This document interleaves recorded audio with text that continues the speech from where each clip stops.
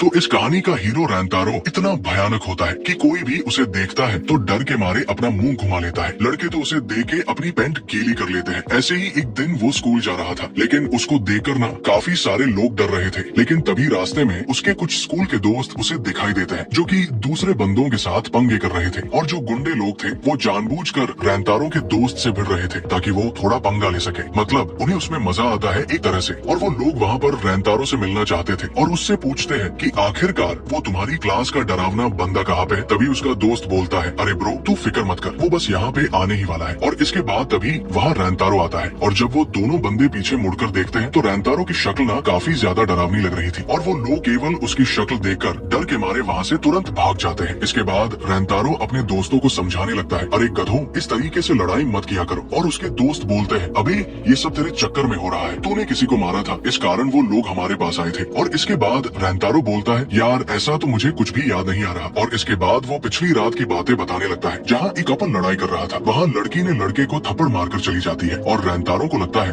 कि शायद लड़के को बुरा लगा होगा। वो उसको थोड़ा सिंपैथी देने के लिए जाता है, लेकिन लड़का उसकी शक्ल देखकर काफी ज्यादा डर जाता है। और उसका दोस्त बोलता है, हाँ भाई ये तो ऑब्वियस सी बात है, अगर तू रात के टाइम किसी के पास जाएगा तो वो बंदा तो ऑब्वियसली डरेगा ही, आखिर तू है ही इतना भयंकर। और एक चीज मैं आपको बता देता हूँ, लड़कों का कॉलेज अलग था और लड़कियों का कॉलेज अलग था, लेकिन दोनों अगल बगल में पड़ोस में ही थे। और मेन बात यह है कि लड़के और लड़कियां दोनों ही आपस में काफी ज्यादा नफरत करते हैं। मैंने ये बात अभी क्यों बताया आपको थोड़ी देर में पता लग जाएगा। मतलब अपने हीरो का ग्रुप स्कूल की तरफ जा रहा था और लड़कियों का ग्रुप उनके बगल से गुजरता है। तभी एक लड़की का रुमाल नीचे गिर जाता है और एक बंदा उसे उठाकर लड़की को देने लगता है, लेकिन वो लड़की बोलती है, अब इसमें तुम्हारा हाथ लग गया ना, इस कारण मैं इसको नहीं लेने वाली। और लिटरली काफी बुरे तरीके से इंसल्ट करते हुए चली जाती है। और रैंतारो के दोस्त भी आपस में बात करने लगते हैं कि ये लोग कभी भी नहीं सुधरने वाले, मतलब अभी भी इनमें काफी ज्यादा गुस्सा है। इसके बाद हमें थोड़ा स्कूल के बारे में बताया जाता है। जो लड़कियों का स्कूल था वो काफी ज्यादा रिच स्कूल था। आप कह सकते हो कि वहाँ पे काफी अच्छे घर की लड़कियां पढ़ा करती थी, लेकिन लड़कों का स्कूल सरकारी स्कूल टाइप था। मतलब उनका फ्यूचर सब्जी बेचने में ही गुजरने वाला है। इस कारण लड़कियां इतना ज्यादा नफरत करती थी लड़कों को। मतलब देखा जाए तो अपने लौंडे बुरे नहीं है, वो तो बस लड़कियों ने फालतू में गलत फहमी पाल रखी है। आप लोग समझ ही सकते हो, जैसे कि आप और हम काफी ज्यादा शरीफ है, लेकिन लड़कियों को लगता है कि हम काफी ज्यादा बेकार है। इसके बाद हमें थोड़ा सा ये भी पता लगता है कि जो लड़कियों का स्कूल है उसके पर्दे हमेशा लगे रहते हैं ताकि उन्हें किसी भी लड़के की शक्ल देखने को ना मिले। लिटरली देख रहे हो कितनी ज्यादा नफरत करते हैं लड़कियां। सच बताओ तो भाई ऐसा सीन मेरे स्कूल में भी था। लड़के और लड़कियों के बीच पर्दा लगा देते थे स्कूल वाले। स्कूल लाइफ की ऐसी की तैसी हो गई थी। इसके बाद लड़के कैरियोके जाने का प्लान करते हैं, लेकिन रैंतारो मना कर देता है। मतलब उसको घर पे थोड़ा जल्दी जाना था। और इसके बाद जब वो घर जाता है तो उसकी मम्मी काफी ज्यादा चिल्लाने लगती है, तुम इतना लेट कैसे हो गए। तब रैंतारो बोलता है, मम्मी स्कूल काफी ज्यादा दूर है और साथ ही आज बारिश भी हो रही थी, इस कारण थोड़ा लेट हो गया। और आपको पता है कि इस काम में मैं काफी ज्यादा बेकार हूँ और कोई भी मेरे वजह से रेस्टोरेंट में नहीं आता। और मम्मी बोलती है, कोई बात नहीं, यहाँ पे केवल एक ही कस्टमर है और अभी बारिश भी हो रही है तो इस कारण कोई ज्यादा लोग आएंगे भी नहीं। और उसकी मम्मी बोलती है, मुझे पता है कि तुम इसे हैंडल कर लोगे। और इसके बाद उसकी मम्मी वहाँ से चली जाती है। इसके बाद रैंतारो बेकरी वाला आउटफिट पहन लेता है और बताने लगता है, मेरी फैमिली एक तरह से बेकरी चलाती है और कभी कभी थोड़ा स्टाफ की कमी हो जाती है, इस कारण मुझे भी यहाँ काम करना पड़ता है। वैसे मैंने अपने दोस्तों को इसके बारे में नहीं बताया है कि हमारी बेकरी की दुकान है। इसके बाद रैंतारो सोचने लगता है कि मम्मी ने कहा था कि एक कस्टमर है और वो चारों तरफ देखता है और उसे एक लड़की बैठी हुई दिखती है और लिटरली उसके आगे काफी ज्यादा प्लेट्स रखे हुए थे। और वो सोच रहा था कि इतनी छोटी लड़की आखिरकार इतना सारा खाना कैसे खा सकती है। और इसके बाद लड़की भी ना रैंतारो की तरफ देख के बोलती है और दोनों का आई कांटेक्ट होता है। और अभी वो लड़की वहाँ पे काफी ज्यादा घबरा गई थी, जिससे उसका केक गले में अटक गया था। इसके बाद रैंतारो उसको पानी ला कर देता है और वो मन में सोचता है, मुझे ऐसा लगता है कि ये मिडिल स्कूल की लड़की है, आखिरकार ये इतना ज्यादा कैसे खा सकती है। वो लड़की तो वहाँ पे काफी ज्यादा घबरा गई थी और वो धन्यवाद बोलकर वहाँ से फटाक से भाग जाती है। और रैंतारो फिर सोचने लगता है, शायद मुझे लगता है कि वो मेरी शक्ल देखकर डर गई। इसके बाद उसकी मम्मी उस लड़की के बारे में बताने लगती है, उसका नाम वागुरी है और वो काफी टाइम से हमारे शॉप पे आती है। रैंतारो बोलता है, मम्मी मुझे नहीं लगता कि अब वो यहाँ दोबारा आएगी, वो मुझे देख के डर गई थी। उसकी मम्मी बोलती है, तुम सभी को एक जैसे मत समझो, मतलब वो किसी को भी उसकी शक्ल से जज नहीं करती और हर वक्त तुम अपने आप को जिम्मेदार मत माना करो सभी चीजों को लेकर। और अगर वो हमारे शॉप में नहीं आती तो मैं उसे जबरदस्ती हमारे शॉप में लाऊंगी। इसके बाद रैंतारो को क्लास में दिखाया जाता है और वो अभी भी उन सब चीजों के बारे में सोच रहा था और वो लिटरली सोच रहा था, मैं मिडिल स्कूल जाऊंगा और अगर मुझे वहाँ वो लड़की दिखाई देगी तो उससे मैं माफी मांग लूंगा। और इसके बाद तभी रैंतारो के दोस्त उसके पास आते हैं और बोलते हैं, चल भाई आज साथ में खाना खाते हैं। रैंतारो बोलता है आज मेरा मन नहीं कर रहा, तुम लोग खा लो, और वो वहाँ से चला जाता है। तभी एक बंदा बोलने लगता है तुम लोगों को पता है कि रैंतारो जानबूझकर लोगों के बीच में दूरियां बनाने की कोशिश करता है। मतलब वो सोचता है कि वो बिल्कुल भी अच्छा नहीं है, इस कारण वो लोगों से दूर रहने की कोशिश करता है। और इसके बाद रैंतारो सोचता है कि मुझे उस लड़की के पास जाना चाहिए, लेकिन वो उस प्लान को कैंसिल कर देता है। वो सोचता है अगर वो मुझे देखकर फिर से डर गई तो क्या होगा। और इसके बाद रैंतारो को अपने घर पर दिखाया जाता है। तभी उसकी मम्मी कमरे में आती है और बताती है कि वागुरी तुमसे मिलना चाहती है। और इसके बाद फाइनली रैंतारो वागुरी से मिलता है और वो उससे माफी मांगने वाला था, लेकिन तभी वागुरी बोलती है पहले हम कुछ खा लेते हैं। और इसके बाद दोनों टेबल पर आमने सामने बैठते हैं और लिटरली रैंतारो वहाँ पे सोच रहा था ये लड़की मुझे ट्री देना चाहती है, वो भी मेरे शॉप के अंदर। और इसके बाद वागुरी बोलती है मुझे माफ करना,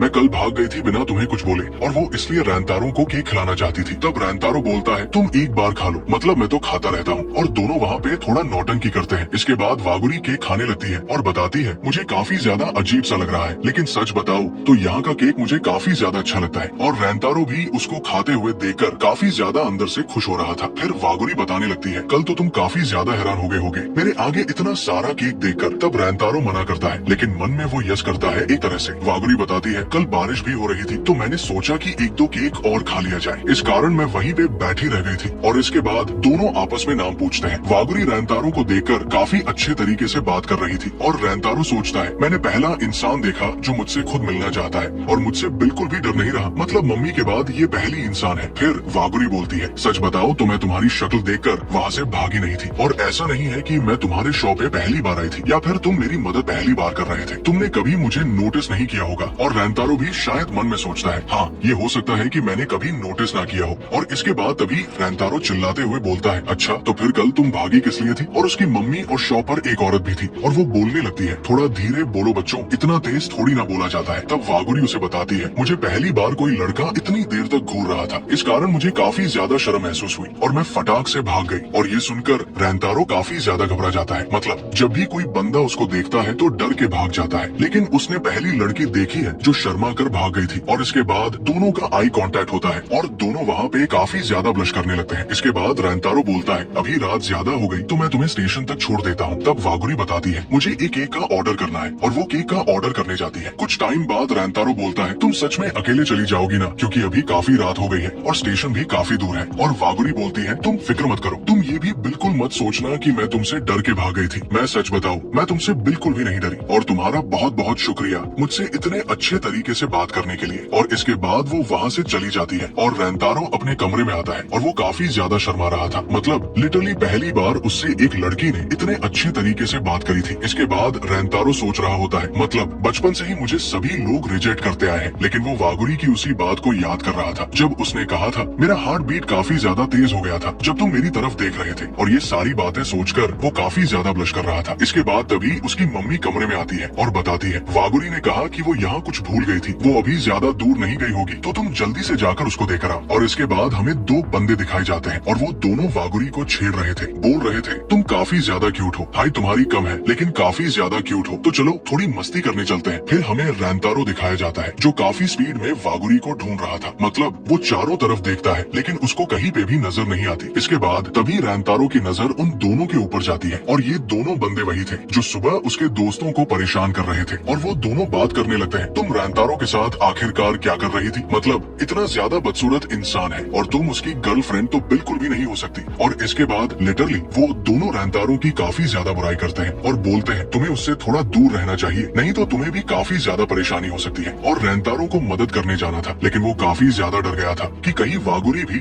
उसे उसी टाइप का लड़का ना समझे, क्योंकि एक तरह से उसका स्कूल भी काफी बेकार है और वो भी काफी बेकार दिखता है। और अभी वागुरी बोलती है क्या तुम सच बोल रहे हो, और ये सुनकर रैंतारो और भी ज्यादा डर जाता है। इसके बाद वागुरी बोलने लगती है बस तुमने कुछ बातें सुन ली और उस कारण तुम उसको जज करते हो, अगर तुम उससे बात करोगे तब तुम्हें पता लगेगा कि वो कितना अच्छा लड़का है। वागुरी उन्हें बोलती है तुम दोनों बेकार हो जो दूसरों के बारे में गलत अफवाह फैलाते हो। और लिटरली वहाँ पे एक बंदा काफी ज्यादा गुस्सा हो गया था और वो वागुरी को पंच मारने जा रहा था, लेकिन तभी वहाँ रैंतारो सही टाइम पर आ जाता है और वो पंच उसको लग जाता है और रैंतारो के सिर में थोड़ा सा चोट भी लग गया था। और रैंतारो बोलता है आखिरकार तुम इसके साथ क्या करना चाहते थे। उसे देख के वो दोनों वहाँ पे काफी ज्यादा डर गए थे और फटाक से वहाँ से भाग जाते हैं। अभी वागुरी काफी ज्यादा डर गई थी और उससे काफी ज्यादा माफी मांगने लगती है और बोलती है सब मेरे कारण हो गया, प्लीज मुझे माफ कर दो। रेंतारो बोलता है तुम्हें माफी मांगने की जरूरत नहीं है और उनका पंच मेरे को बिल्कुल भी असर नहीं किया। मेरा सिर थोड़ा दीवार पे लग गया था, इस कारण थोड़ा सा ब्लड निकल रहा है, तुम फिक्र मत करो। और एक तरह से वो कहता है मेरे पनिशमेंट के लिए ये काफी अच्छा था। और तभी वागुरी बोलती है क्या मतलब तुम उस पंच से बच सकते थे? और वो बोलता है हाँ मैं बच सकता था, लेकिन मुझे तुम पे एक तरह से ट्रस्ट नहीं हुआ। मतलब मुझे लगा कि तुम भी बाकी लड़कियों की तरह होगी जो मुझे बुरा समझती है, लेकिन ऐसा नहीं है। और वो भी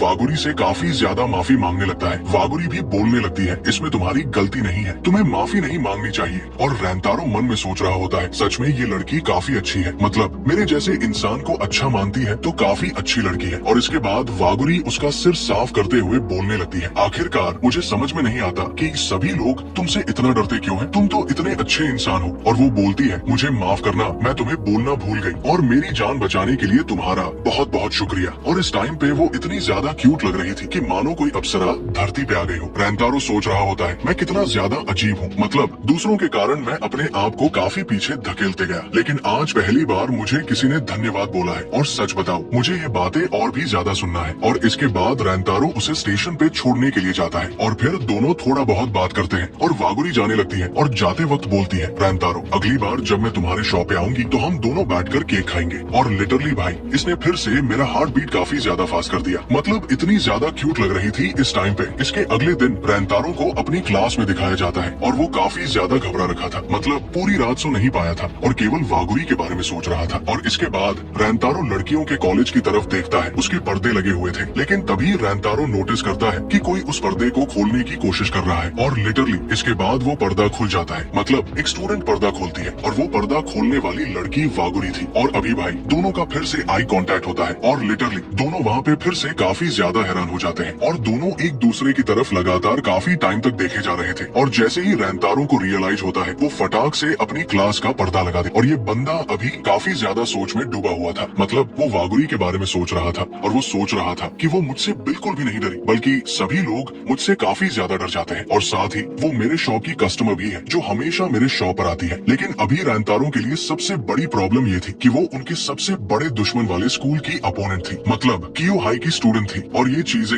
मैंने आपको काफी अच्छे तरीके से बता रखी है कि दोनों स्कूलों के बीच में कितनी अच्छी वाली दोस्ती है। इसके बाद रेंतारो बता रहा होता है कि आज भी स्कूल से घर आते टाइम वो लड़कियां सचमुच काफी वियर्ड तरीके से हमारी तरफ देख रही थी। और इसके बाद तभी रेंतारो के बाकी दोस्त भी वहाँ पर आ जाते हैं और वो सभी उसी स्कूल के बारे में बात करने लगते हैं। और ओसामी जो भाई वो तो लिटरली वहाँ पर काफी ज्यादा बैड बंदा था, मतलब वो काफी ज्यादा बुराई कर रहा था। लेकिन रेंतारो के दिमाग में तो अभी कुछ और ही चल रहा था, मतलब उसके दिमाग में तो वागुरी की बातें चल रही थी। और वो सोचने लगता है कि सचमुच मैंने काफी ज्यादा बेवकूफी की, मतलब मैंने वागुरी के बारे में इतनी सारी चीजें सोच ली थी। और इसके बाद अभी ओसामी बताने लगता है भाई तुझे कुछ हुआ है क्या, मतलब जैसे ही तू कीयो हाई स्कूल को देखता है तो काफी ज्यादा वियर्ड हरकतें करने लगता है। और रेंतारो भी ना काफी ज्यादा हैरान होकर बोलता है भाई तू पागल है क्या, आखिरकार मैं इस तरीके की हरकतें क्यों करूंगा। और इसके बाद ना सभी क्लास के बंदे उसकी तरफ देखने लगते हैं, थोड़ा तेज बोला था ना इसलिए। और ये देखकर उसके दोस्त भी काफी हैरान हो जाते हैं और बोलने लगते हैं भाई तूने कुछ ज्यादा ही रिएक्शन दे दिया उस बात पर। इसके बाद फिर टीचर पढ़ा रहे होते हैं और साथ ही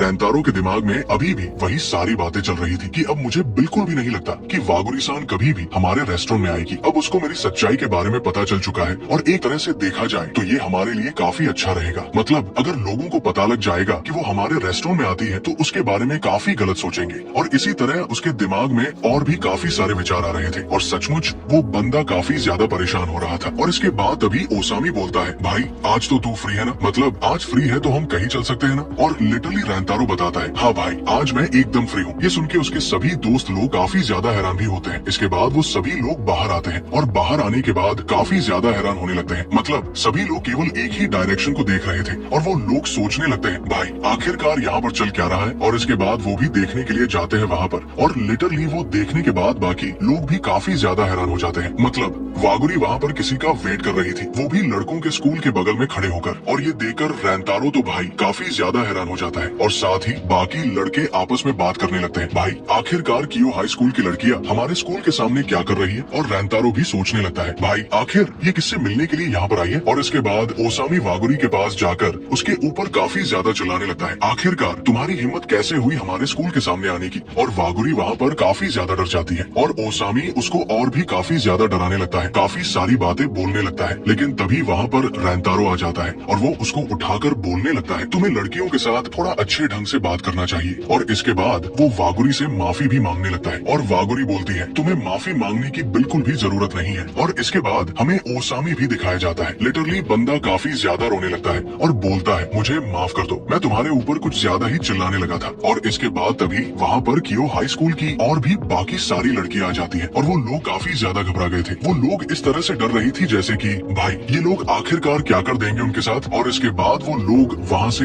वागुरी को लेकर जाने लगते हैं और इसके बाद ओसामी बोलने लगता है तुम्हें इस तरह से नहीं जाना चाहिए, पहले तुम्हें माफी मांगनी चाहिए। और लिटरली भाई वो लड़कियां सबसे पहले तो ओसामी को धक्का दे देती है और काफी बुरी तरह से उनकी तरफ देखने लगती है जैसे कि भाई वो लोग कोई साउथ की फिल्म के गुंडे हो। और लड़कियां वागुरी को लेकर वहाँ से जाने लगती है और वागुरी अभी भी वहाँ पर रेंतारो की तरफ देख रही थी। और इसके बाद लड़कों का ग्रुप भी वहाँ से जाने लगता है। इस टाइम पे ओसामी तो काफी ज्यादा गुस्सा हो रखा था और रेंतारो सोचने लगता है भाई आखिरकार क्या हो रहा था वहाँ पर, और क्या वो कहीं मुझसे मिलने के लिए तो नहीं आई थी। और वो सोचता है आखिरकार वो मुझसे क्यों मिलने के लिए आएगी, मतलब मैं कुछ ज्यादा ही गलत सोच रहा हूँ। और इसके बाद तभी ओसामी रेंतारो की तरफ देखता है और काफी ज्यादा हैरान होकर बोलने लगता है भाई तेरा फेस काफी ज्यादा वियर्ड सा लग रहा है। और साथ ही बाकी लोग भी वहाँ पर बात करने लगते हैं और रेंतारो बोलता है तुझे बकवास करने की जरूरत नहीं है। और इसके बाद रेंतारो भी सोचने लगता है भाई आखिरकार मुझे क्या हो रहा है, मतलब मैं कहीं खुश तो नहीं हो रहा हूँ ना। अरे नहीं यार, आखिर मैं खुश क्यों होऊंगा। और सच बताओ तो मुझे अभी इन सभी चीजों के बारे में बिल्कुल भी नहीं सोचना चाहिए और मुझे अपनी नॉर्मल लाइफ को स्पेंड करना चाहिए। सच बताओ तो भाई ये एनीम एकदम साउथ की मूवी वाला फील दे रही है। आपको क्या लगता है कमेंट में बताना। फिर इसके बाद वो लोग कैरियोके जाते हैं एंजॉय करने के लिए और ओसामी वहाँ पर गाना गा रहा था और भाई वो एक तरह से काफी बढ़िया गा रहा था। और इसके बाद साको बताने लगता है रेंतारो तुमने अपना गाना चूज किया क्या। और रेंतारो बताता है हाँ भाई 5 मिनट और दे दे बस। और जो ओसामी होता है ना उसको 90 स्कोर मिलते हैं गाना गाने का। और वो बताता है सच बताओ तो मैं इससे भी बढ़िया स्कोर कर सकता था। साकू वहाँ पर रेंतारो को काफी गौर से नोटिस करता है और इसके बाद बोलने लगता है भाई तुझे कोई प्रॉब्लम है क्या, मतलब अभी या फिर पहले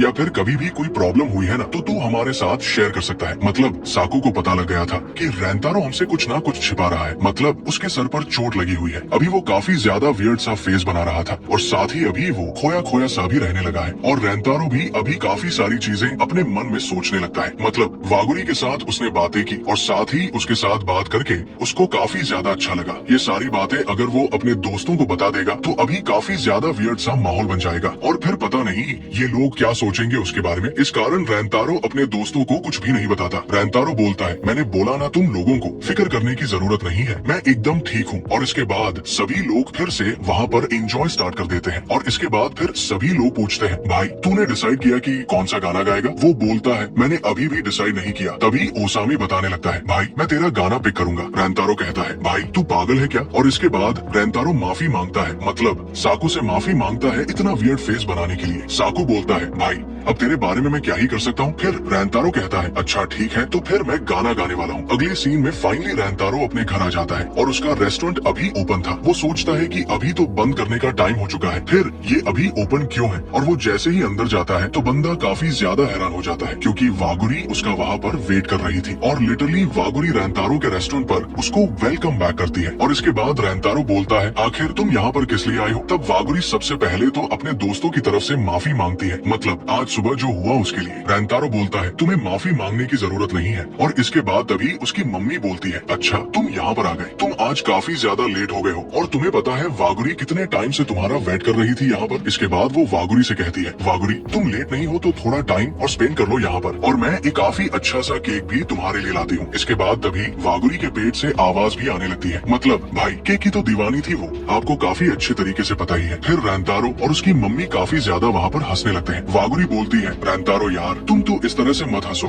मुझे काफी ज्यादा एम्बेरसिंग सा फील हो रहा है। रेंतारो बोलता है प्लीज मुझे माफ करना इसके लिए। इसके बाद तभी रेंतारो बोलता है क्या हम दोनों एक साथ बैठकर केक खा सकते हैं। ये सुनकर वागुरी भी काफी ज्यादा खुश हो जाती है और अगले सीन में हमें वागुरी केक खाते हुए नजर आती है और उसको काफी ज्यादा अच्छा लगता है। और रेंतारो सोचता है कि केक खाते वक्त ये सचमुच काफी ज्यादा क्यूट लगती है। और इसके बाद तभी वागुरी बोलती है तुम्हारा फ्रेंड जो था वो तो ठीक है ना। रेंतारो बोलता है अच्छा तुम ओसामी की बात कर रही हो, तुम उसकी फिक्र मत करो। इसके बाद बाद तभी रैंतारो बोलता है, आखिर तुम गेट के पास क्या कर रही थी? वागुरी बोलती है, अच्छा वहाँ पर तो मैं तुम्हारा वेट कर रही थी। और ये सुनकर रैंतारो काफी ज्यादा हैरान हो जाता है। इसके बाद वागुरी फिर माफी मांगने लगती है और रैंतारो बोलता है, तुम्हें माफी मांगने की जरूरत नहीं है। फिर वो काफी ज्यादा शर्माते हुए कहता है, जब मैं तुम्हें पहली बार मिला था और तुमने मुझसे बात की थी तो मुझे उस टाइम पर काफी ज्यादा अच्छा लगा था। और एक तरह से वो अपनी पूरी बातों को कंप्लीट नहीं करता, लेकिन वागुरी को सारी चीजें समझ में आ जाती है और इसके बाद दोनों ही कुछ रियलाइज करते हैं और फिर काफी ज्यादा ब्लश करने लगते हैं। फिर इसके बाद रैंतारो बताने लगता है, सच बताऊं तो मैं अभी काफी ज्यादा डर गया था। मुझे ऐसा लगा था कि अब तुम मुझसे फिर कभी नहीं मिलोगी। वागुरी बोलती है, आखिर ऐसा क्यों होगा? रैंतारो बताने लगता है, तुम्हें पता है कि हम दोनों स्कूलों के बीच में कितने ज्यादा प्रॉब्लम्स हैं। मुझे लगा था कि तुम कियो हाई स्कूल में हो, इसलिए अब तुम मुझसे कभी भी नहीं मिलोगी। तभी वागुरी बोलती है, सच बताऊं तो मैं काफी ज्यादा खुश हो गई थी जब मुझे पता लगा था कि तुम उस स्कूल में पढ़ते हो। और इसके बाद वो काफी ज्यादा उदास हो जाती है और वो बोलती है, अच्छा ठीक है, तो फिर अभी काफी ज्यादा टाइम हो गया है, अब मुझे यहाँ से जाना चाहिए। रैंतारो उसकी बात सुन के और उसके रिएक्शन को देखकर काफी ज्यादा हैरान हो जाता है। इसके बाद वागुरी वहाँ से जाने लगती है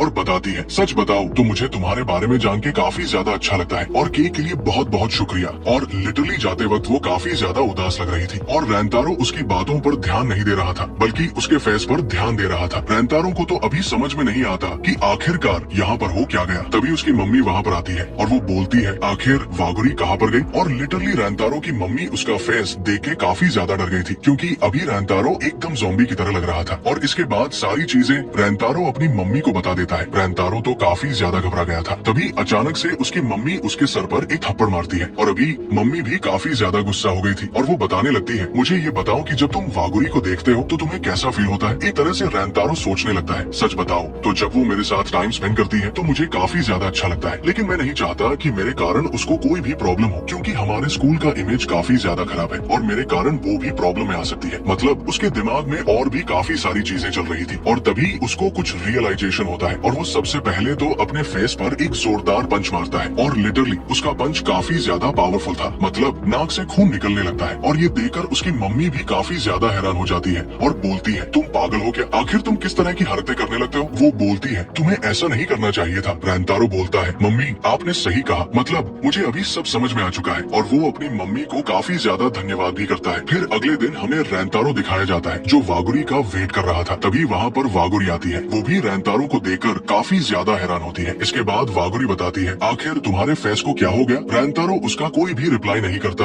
और बोलता है, प्लीज मुझे माफ कर दो, मैंने तुम्हें काफी ज्यादा हर्ट कर दिया है। वागुरी कहती है, तुम्हें माफी मांगने की जरूरत नहीं है, माफी तो मुझे मांगनी चाहिए। और इसके बाद वो नीचे बैठ जाती है। उसको अभी काफी ज्यादा बुरा लग रहा था। वो बताती है, मैं वहाँ से तुम्हें बिना कुछ बोले ही चली गई थी और मुझे पता है कि उसके बाद तुमने काफी ज्यादा थिंकिंग बना ली होगी और तुमने काफी ज्यादा सोचा होगा उसके बारे में। मतलब फनी बात बताओ, यहाँ पर वागुरी को लग रहा था कि उसने रैंतारो को जाते वक्त कुछ नहीं बोला, इस कारण रैंतारो को काफी ज्यादा बुरा लगा होगा। और इधर रैंतारो के दिमाग में कुछ अलग ही बातें चल रही थी। मतलब यार कितना प्यारा सा मोमेंट था, देखा जाए तो दोनों की जोड़ी काफी क्यूट है। अभी रैंतारो के दिमाग में यही सारी बातें चल रही थी कि आखिर उनके दोस्तों को पता चल जाएगा कि हम दोनों आपस में बात करते हैं तो उसके बाद क्या होगा। मतलब कुल मिलाकर घुमा फिराकर स्कूल प्रॉब्लम में आ जाता है। रैंतारो काफी सारी चीजें फिर सोचता है और बताने लगता है, सच बताओ तो मैं जब तुम्हें पहली बार देखा था तो उसके बाद मुझे काफी ज्यादा अच्छा लगा। जब तुम मुझसे बात की थी उसके बाद मुझे और भी काफी ज्यादा अच्छा लगा। और ये सुनने के बाद वागुरी भी वहाँ पर काफी ज्यादा खुश हो जाती है। इसके बाद तभी वागुरी फिर अपना नाम बताने लगती है और रैंतारो बोलता है, हाँ मुझे तुम्हारा नाम पता है। वागुरी बोलती है, तुम्हारा नाम रैंतारो है और सच बताओ तो हमें अपने दोस्तों से कोई ज्यादा फर्क नहीं पड़ना चाहिए और मैं तुम्हारे बारे में काफी कुछ जानना चाहती हूँ। और ये सारी बातें सुनने के बाद रैंतारो भी वहाँ पर काफी ज्यादा हैरान हो जाता है। फिर इसके बाद रैंतारो क्लास के अंदर जा रहा था और उसके दिमाग में वागुरी की सारी बातें चल रही थी। रैंतारो सोच रहा था कि एक तरह से देखा जाए तो वागुरी का कहना कोई गलत नहीं है। मतलब हमें कोई फर्क नहीं पड़ना चाहिए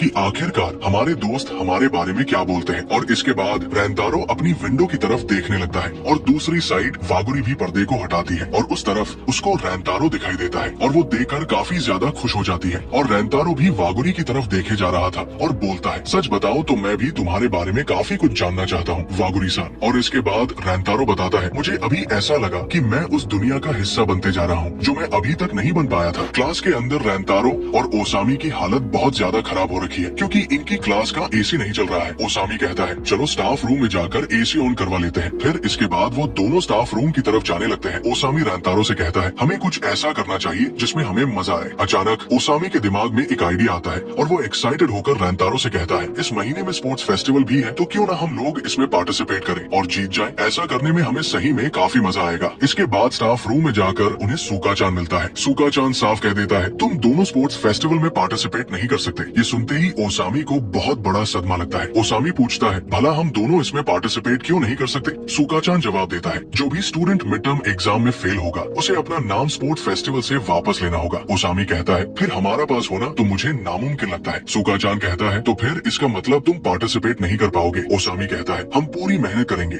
लेकिन हमारी मेहनत के लिए तुम हमें कोई रिवॉर्ड तो दे ही सकते हो। ये सुनकर सूका चांद थोड़ी देर सोचता है और फिर कहता है, अगर तुम लोग स्पोर्ट्स फेस्टिवल में जीत गए तो मैं तुम्हें आइसक्रीम दिलाऊंगा। ये सुनकर ओसामी काफी खुश हो जाता है, लेकिन क्लास में जाने के बाद ओसामी अब टेंशन से पागल हो रहा है, क्योंकि स्पोर्ट्स फेस्टिवल जीतने के लिए उन्हें मिड टर्म एग्जाम में पास होना होगा। मिड टर्म एग्जाम का नाम सुनते ही ओसामी की हालत खराब हो जाती है। ओसामी साकू से पढ़ाने के लिए रिक्वेस्ट करता है, लेकिन साकू साफ मना कर देता है, क्योंकि पिछले साल भी साकू ने रेंतारो और ओसामी को पढ़ाया था और दोनों ही फेल हो गए थे। गुस्से में ओसामी साकू से कहता है, मुझे अब समझ आया, तुम चाहते हो कि हम स्पोर्ट्स फेस्टिवल में हिस्सा ना ले पाए। ठीक है, हमें तुम्हारी कोई जरूरत नहीं है। ओसामी के ये कहते ही साकू और ओसामी में काफी टेंशन हो जाती है और दोनों एक दूसरे से बहस करने लगते हैं। तभी रेंतारो के पास उसकी मम्मी का मैसेज आता है। उसकी मम्मी ने बोला है कि आज डिस्काउंट डे है और वो चाहती है कि रेंतारो वागुरी को भी इसके लिए इनवाइट करे। रेंतारो थोड़ी देर सोचने के बाद वागुरी को इनवाइट करता है, लेकिन वागुरी मना कर देती है और कहती है कि वो काफी बिजी है, जिस वजह से वो शॉप में नहीं आ सकती। वागुरी के शॉप में न आने से रेंतारो को अच्छा नहीं लगता, लेकिन वो सोचता है, भला इस वजह से मैं डिसपॉइंट क्यों फील कर रहा हूँ। तभी ओसामी कहता है, हमें लाइब्रेरी चलना होगा। ओसामी स्कूल के बाहर रेंतारो को एक लाइब्रेरी में ले जाता है। वहाँ थोड़ी देर पढ़ाई करने के बाद दोनों को कुछ समझ नहीं आता कि किताब में क्या लिखा है। रेंतारो कहता है, लगता है हमें साकू से मदद मांगनी चाहिए, क्योंकि पिछले साल सिर्फ वही था जिसने हमारी मदद की थी। लेकिन ओसामी कहता है, पिछले साल उसने हमारी काफी मदद की थी,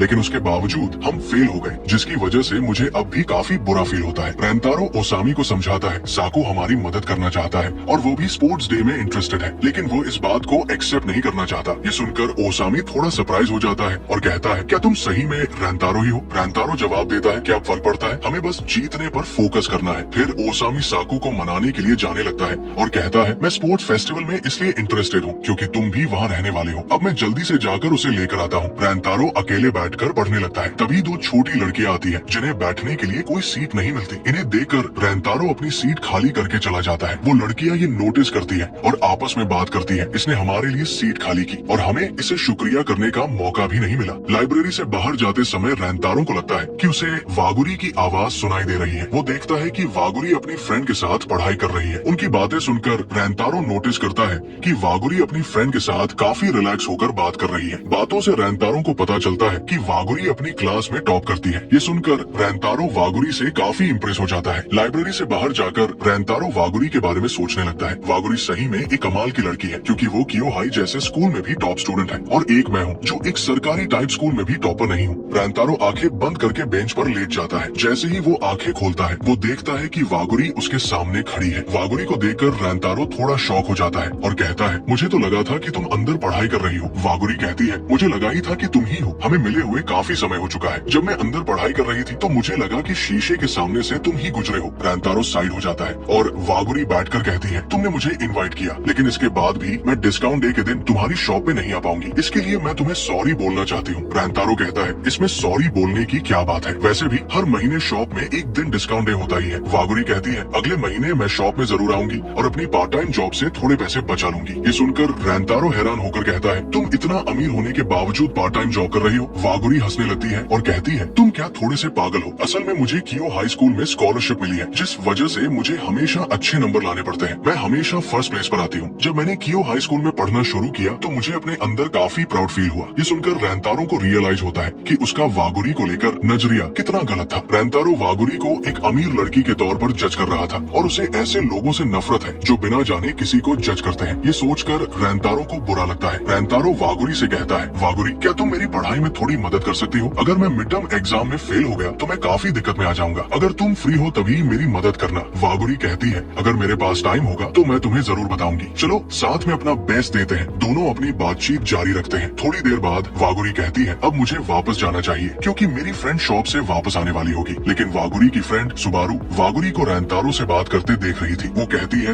वागुरी ये इंसान कौन है? रेंतारो नोटिस करता है कि इस लड़की के बाल सिल्वर कलर के हैं और वो सोचता है क्या ये कोई फॉरेनर है। इस समय ये काफी कूल लग रही है। लेकिन जैसे ही सुबारू रैंतारो को नोटिस करती है वो इरिटेट हो जाती है और कहती है, लगता है तुम चिदोरी स्कूल से हो। मैं अप्रिशिएट करूंगी कि तुम वागुरी के आसपास भी ना दिखो, क्योंकि मैं नहीं चाहती कि चिदोरी का कोई भी इंसान वागुरी के करीब आए। वागुरी सुबारू को शांत करने की कोशिश करती है। तभी रैंतारो के फ्रेंड्स भी वहाँ आ जाते हैं। जैसे ही वे देखते हैं कि रैंतारो के करीब कियो हाई स्कूल की 2 लड़कियां खड़ी है, ओसामी और साको इरिटेट हो जाते हैं। ओसामी कहता है, तुम्हें रैंतारो से क्या काम है? मुझे नहीं लगता कि रैंतारो खुद कियो हाई स्कूल की लड़कियों से बात शुरू करेगा। सुबारू वागुरी से कहती है, हमें यहाँ से चलना चाहिए, क्योंकि हमें इन जंगली लोगों के साथ टाइम वेस्ट करने की जरूरत नहीं है। लेकिन तभी ओसामी वागुरी के करीब आकर कहता है, लगता है मैंने तुम्हें पहले कहीं देखा है। अचानक सुबारू ओसामी को पीछे रहने के लिए कहती है और रैंतारो भी ओसामी को रोकता है। ओसामी कहता है, रैंतारो तुम ये क्या कर रहे हो? मैं तो बस बात कर रहा था। सुबारू वागुरी को लेकर वहाँ से जाने लगती है। लेकिन साको कहता है, क्या तुम इतनी जल्दी भूल गई जो सवाल हमने तुमसे अभी पूछा था? लगता है कि वो हाई स्कूल की लड़कियां जितना मैंने सोचा था उससे कहीं ज्यादा बेवकूफ है। सुबारू इरिटेट होकर कहती है, क्या तुम इस बात के बारे में कह रहे हो? साको कहता है, ये जानने के लिए तुम्हें अपने दिमाग का इस्तेमाल करना होगा, लेकिन लगता है तुम्हारे पास उसकी भी कमी है। वैसे तुम्हारे बालों का रंग ऐसा क्यों है? क्या कियो हाई स्कूल में ये सब अलाउड है? लगता है तुम जो चाहे वो कर सकती हो, क्योंकि तुम किसी अमीर बाप की बेटी हो। साको की बातें सुनकर सुबारू को बहुत बुरा लगता है, लेकिन अचानक रैंतारो साको को रोकता है और कहता है, साको रुक जाओ, तुम अब लिमिट क्रॉस कर रहे हो। वैसे भी तुम ऐसे इंसान नहीं हो जो इस तरह की बातें करे। साको चुप हो जाता है। रैंतारो आगे कहता है, ये वही लड़की है जो उस दिन हमारे स्कूल के गेट पर खड़ी थी। आज मैंने इसे लाइब्रेरी में देखा और उस दिन इसे डराने के लिए माफी मांग रहा था। मैंने ही पहले बात शुरू की थी। तभी अयातो ओसामी के कान में कहता है, उस दिन तुम थे जिसने इस लड़की को डराया था। ये सुनकर ओसामी आगे बढ़ता है और वागुरी से उस दिन के लिए माफी मांगता है। वागुरी भी इन सब से माफी मांगती है, क्योंकि उसे लगता है कि ये सब उसकी वजह से शुरू हुआ। वो सुबारू को भी माफी मांगने के लिए कहती है, लेकिन सुबारू वहाँ से जाने लगती है। वागुरी भी सुबारू के साथ चली जाती है। लाइब्रेरी में जाने के बाद भी सुबारू चिदोरी स्कूल के लड़कों के बारे में उल्टा सीधा कहने लगती है। लेकिन जैसे ही उसे याद आता है कि रैंतारो ने साको को रोका था, वो रुक जाती है और वागुरी से पूछती है, वागुरी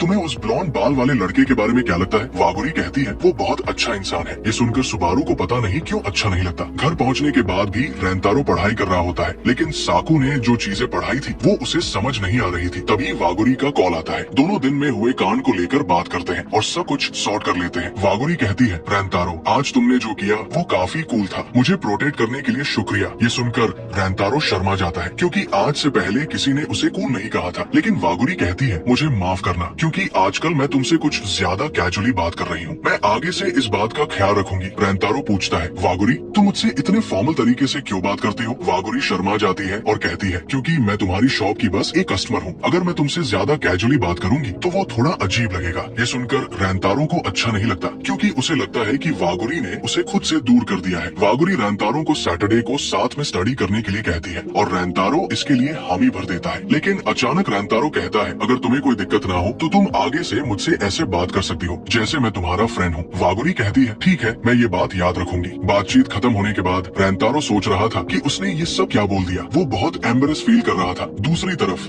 वागुरी भी नर्वस फील कर रही थी। आज सैटरडे है और आज फाइनली वो दिन है जब रैंतारो वागुरी के साथ पढ़ाई करने वाला होता है। हमें रैंतारो को दिखाया जाता है जो वागुरी से मिलने के लिए ट्रेन से जा रहा होता है, लेकिन इस समय ये बंदा काफी ज्यादा नर्वस फील कर रहा होता है। तभी हम देखते हैं कि वो बाहर देखते हुए सोच रहा होता है, ये नजारा कितना ज्यादा अच्छा है और पता नहीं मैं इसे कितनी बार देख चुका हूँ, लेकिन फिर भी पता नहीं क्यों आज मुझे पूरी दुनिया कुछ अलग ही फील हो रही है। तभी स्टेशन से बाहर आते ही रैंतारो वागुरी को देखता है और कहता है, सॉरी मैं थोड़ा लेट हो गया, तुम्हें परेशानी तो नहीं हुई? वागुरी कहती है, नहीं ऐसा कुछ भी नहीं है, मैं यहाँ थोड़ी जल्दी आ गई थी। तभी अपना बंदा वागुरी को देखकर सोचता है, क्या वो हमेशा इतनी ही क्यूट दिखती है? फिर वो दोनों सबसे पहले एक कैफे में पहुंचकर खाना खाते हैं। खाना खाने के साथ ही वागुरी बहुत खुश नजर आ रही होती है। फिर वो कहती है, मैं हमेशा से इस कैफे में आना चाहती थी, क्योंकि ये पढ़ाई के लिए काफी अच्छी जगह है, लेकिन तुम्हें पता है यहाँ खाना भी काफी अच्छा मिलता है। ये बात सुनने के बाद रैंतारो सोचता है, आखिर ये मैं कैसे भूल गया कि वागुरी को खाना बहुत ज्यादा पसंद है और वो सबसे ज्यादा खुश तभी लगती है जब वो खाना खा रही होती है। खाना खाने के बाद अब वागुरी कहती है, अब हमें पढ़ाई करनी चाहिए। यहाँ पर रैंतारो भी पढ़ाई करने को लेकर काफी एक्साइटेड दिख रहा होता है, लेकिन जब वागुरी रैंतारो को कुछ समझा रही होती है तभी ये दोनों काफी करीब आ जाते हैं। जैसे ही दोनों ये चीज नोटिस करते हैं तो दोनों एकदम से दूर हट जाते हैं। दोनों काफी ज्यादा ब्लश करने लगते हैं। फिर वागुरी कहती है, मुझे माफ कर देना, मैं तुम्हारे काफी करीब आ गई थी, मतलब मैंने जानबूझकर ऐसा नहीं किया। रैंतारो कहता है, अरे नहीं कोई बात नहीं है। फिर वागुरी रैंतारो को पढ़ाना शुरू करती है, लेकिन भाई अपना बंदा तो यहाँ पर फोकस ही नहीं कर पा रहा था। उसका दिल बहुत जोर जोर से धड़क रहा था। काफी देर पढ़ाई करने के बाद वागुरी वागुरी पूछती है, रैंतारो तुमने कहा था कि तुम इस बार किसी भी हालत में फेल नहीं होना चाहते, तो क्या मैं जान सकती हूँ कि तुमने ये बात क्यों कही थी? रैंतारो कहता है, हाँ बिल्कुल। फिर वो बताता है, मिड टर्म एग्जाम के बाद स्पोर्ट्स फेस्टिवल होने वाला है, लेकिन अगर मैं मिड टर्म्स एग्जाम में फेल हो गया तो मैं स्पोर्ट्स फेस्टिवल में पार्टिसिपेट नहीं कर पाऊंगा और मुझे हर हाल में अपने दोस्तों के साथ इसमें पार्टिसिपेट करना है। मुझे माफ करना, क्योंकि मैं समझ सकता हूँ कि ये थोड़ा अजीब सा रीजन है। ये सुनकर वागुरी कहती है, ऐसा कुछ भी नहीं है, बल्कि मुझे तो लग रहा है कि ये काफी कमाल की चीज है। सुनने में ऐसा लग रहा है कि स्पोर्ट्स फेस्टिवल में काफी फन होने वाला है। ये सुनकर रैंतारो सोचता है, वो सही में दिल की काफी अच्छी है, मतलब वो कभी भी किसी को जज नहीं करती, उल्टा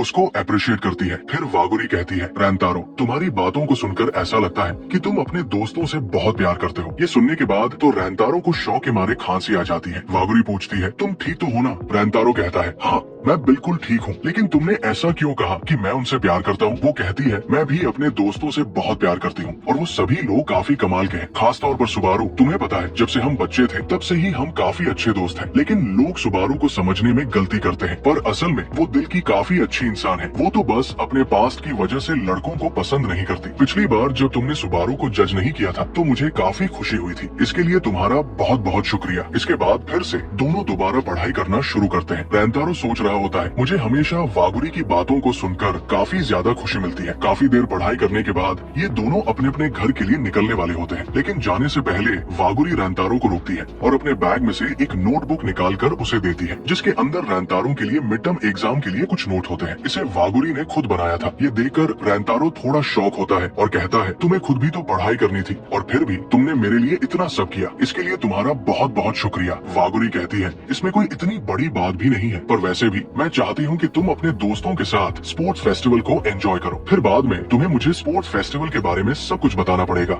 ये सुनने के बाद रैंतारो थोड़ा सा भावनाओं में बह जाता है। जब वागुरी जाने लगती है तो रैंतारो फिर से उसे कहता है, इन सब के लिए तुम्हारा बहुत बहुत शुक्रिया। इसके बाद हम देखते हैं कि वागुरी रैंतारो को गुड लक बोलकर वहाँ से चली जाती है। रैंतारो सोचता है, अब तो मैं इस एग्जाम में बिल्कुल भी फेल नहीं होना चाहता, क्योंकि मेरे लिए वागुरी ने काफी ज्यादा मेहनत की है। मैं नहीं चाहता कि उसे मेरी वजह से बुरा फील हो। इतना सब सोचने के बाद जैसे ही रैंतारो ट्रेन में जाने के लिए आगे बढ़ता है, वैसे ही कोई रैंतारो का बैग पीछे से पकड़ लेता है। हम देखते हैं कि वो कोई और नहीं बल्कि सुबारू होती है। वो कहती है, क्या तुम्हारे पास थोड़ा टाइम है, क्योंकि मैं तुमसे बात करना चाहती हूँ। फिर रैंतारो और सुबारू बात करने के लिए कैफे के अंदर चले जाते हैं और कॉफी पीने लगते हैं, लेकिन रैंतारो सोच रहा होता है, काफी देर हो चुकी है, लेकिन अभी तक इसने कुछ भी नहीं बोला। तभी अचानक सुबारू कहती है, रैंतारो क्या तुम वागुरी के बॉयफ्रेंड हो? भाई ये सुनने के बाद तो रैंतारो के हाथ से कॉफी गिर जाती है और उसका हाथ थोड़ा सा जल भी जाता है, मतलब बंदा शॉक हो जाता है। फिर यहाँ पर सुबारू रैंतारो को अपना रुमाल देती है। ये देखकर रैंतारो थोड़ा सा सरप्राइज हो जाता है और सोचता है, ये इतना अजीब बर्ताव क्यों कर रही है, मतलब कुछ हुआ है क्या? मुझे कुछ समझ नहीं आ रहा, क्या ये मुझसे नफरत नहीं करती? फिर हम देखते हैं कि सुबारू रैंतारो से दोबारा पूछती है, क्या तुम वागुरी के बॉयफ्रेंड हो? रैंतारो कहता है, अरे नहीं, ऐसा तो कुछ भी नहीं है, मतलब तुम जो भी सोच रही हो ये सब गलत है। इसके बाद सुबारू पूछती है, तो फिर तुम्हारा और वागुरी का क्या रिश्ता है? ये सुनकर रैंतारो थोड़ा सा कंफ्यूज हो जाता है। वो सोच रहा होता है, वो मेरी फ्रेंड है या फिर बस एक कस्टमर है। फिर सुबारू पूछती है, क्या तुम वागुरी को बस थोड़े ही समय से जानते हो? ये सुनने के बाद रैंतारो कहता है, हाँ मैं बस उसे थोड़े समय से ही जानता हूँ। सुबारू कहती है, फिर तो ये अच्छी बात है, क्योंकि मैं चाहती हूँ कि तुम वागुरी से मिलना बंद कर दो। ये सुनने के बाद रैंतारो थोड़ा सा हैरान हो जाता है और कहता है, क्या तुम ऐसा इस वजह से कह रही हो क्योंकि मैं चिदोरी स्कूल से हूँ? सुबारू कहती है, हाँ बिल्कुल। रैंतारो कहता है, मैं समझ सकता हूँ कि तुम्हारे स्कूल और हमारे स्कूल के बीच में काफी दिखते हैं, लेकिन वागुरी और मेरा ये पर्सनल मैटर है और हमारे बीच में कुछ भी वैसा नहीं है जैसा तुम सोच रही हो। सुबारू कहती है, मैं समझ सकती हूँ कि तुम क्या कह रहे हो। जहाँ तक मुझे लगता है तुम एक अच्छे इंसान भी हो, क्योंकि लाइब्रेरी के बाहर उस दिन मैंने तुमसे काफी सारी रूड बातें कही थी, फिर भी तुमने कोई प्रॉब्लम क्रिएट नहीं की थी, बल्कि हमें सपोर्ट ही किया था। लेकिन फिर भी मैं चिदोरी स्कूल और लड़कों से नफरत करती हूँ। जब मैंने तुम्हें वागुरी के साथ देखा था तो मैं पैनिक कर गई थी, क्योंकि अगर मेरे अलावा कियो हाई स्कूल का कोई भी बंदा उसे देख लेता तो वागुरी के लिए काफी बड़ी दिक्कत हो जाती, क्योंकि हमारे स्कूल के स्टूडेंट्स जितना चिदोरी स्कूल से नफरत करते हैं उससे भी ज्यादा हमारे टीचर्स चिदोरी से नफरत करते हैं। तुम्हें ये बात शायद अच्छे से पता होगी कि वो एक स्कॉलरशिप स्टूडेंट है, जिस वजह से पता नहीं उसके साथ क्या होगा। रैंतारो पूछता है, सुबारू तुम वागुरी की इतनी परवाह क्यों करते हो? तभी एक लड़का भागते हुए आकर इनके साइड में गिर जाता है। हम देखते हैं कि सुबारू जल्दी से उठकर उस लड़के को संभालती है। ये लड़का उठने के बाद सीधे सुबारू के बालों की तारीफ करता है और बोलता है, आपके बाल काफी ज्यादा खूबसूरत लग रहे हैं। फिर वो बच्चा सुबारू का शुक्रिया करता है और अपनी माँ के साथ चला जाता है। फिर हम देखते हैं कि सुबारू रैंतारो से बोलती है, जब मैं छोटी थी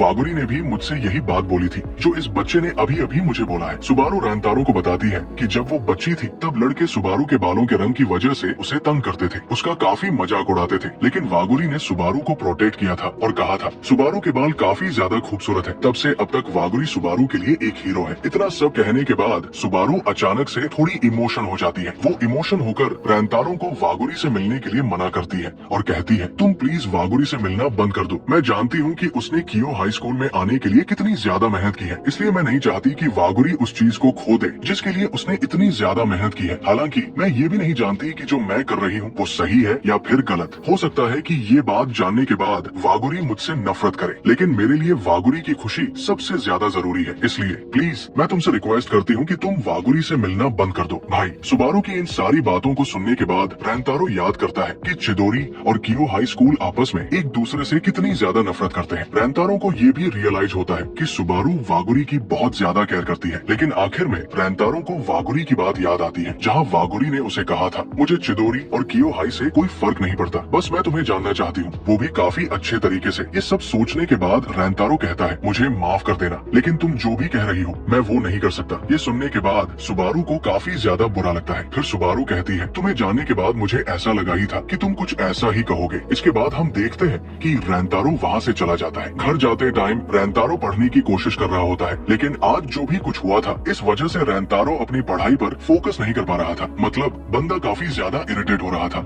रैंतारो को इरिटेट होते हुए देखकर कुछ लड़कों को काफी डर लग रहा था। उन्हें ऐसा लग रहा था कि उनकी वजह से ही रैंतारो इरिटेट हो रहा है, लेकिन यहाँ पर बात तो कुछ और ही होती है। रैंतारो सोच रहा था सुबारू दिल की काफी अच्छी लड़की है, क्योंकि वो किसी और के लिए कितना ज्यादा सोचती है, उसके जैसा हर कोई नहीं होता। तभी हम देखते हैं कि अगला स्टेशन आ जाता है और वहाँ पर दो लड़कियां ट्रेन में चढ़ती है। रैंतारो के साइड में दो सीट खाली होने के बावजूद भी वो लड़कियां डर के मारे नहीं बैठती है। ये बात रैंतारो समझ जाता है और वो उनके लिए सीट खाली करके वहाँ से जाने लगता है, लेकिन वो लड़कियां रैंतारो को पहचान लेती है और उसे रोकर शुक्रिया करती है। लेकिन भाई अपना बंदा इन्हें पहचान ही नहीं पाता। इस वजह से ये लड़कियां रैंतारो को याद दिलाती है और उसे बताती है याद है उस दिन लाइब्रेरी में आपने हमारे लिए सीट छोड़ी थी। ये सुनकर रैंतारो को याद आ जाता है कि आखिर ये लड़कियां कौन है। इसके बाद रैंतारो उनसे कहता है क्या तुमने उस दिन अच्छे से पढ़ाई की थी। ये सुनकर वो दोनों लड़कियां थोड़ा सा डर जाती है। एक कहती है हाँ उस दिन हमने काफी अच्छे से पढ़ाई की थी और उसके लिए आपका सच में बहुत बहुत शुक्रिया। इसके बाद रैंतारो कहता है चलो ये सुनकर मुझे काफी अच्छा लगा। ये कहकर रैंतारो ट्रेन में आगे जाने लगता है। इसके बाद वो लड़कियां नोटिस करती है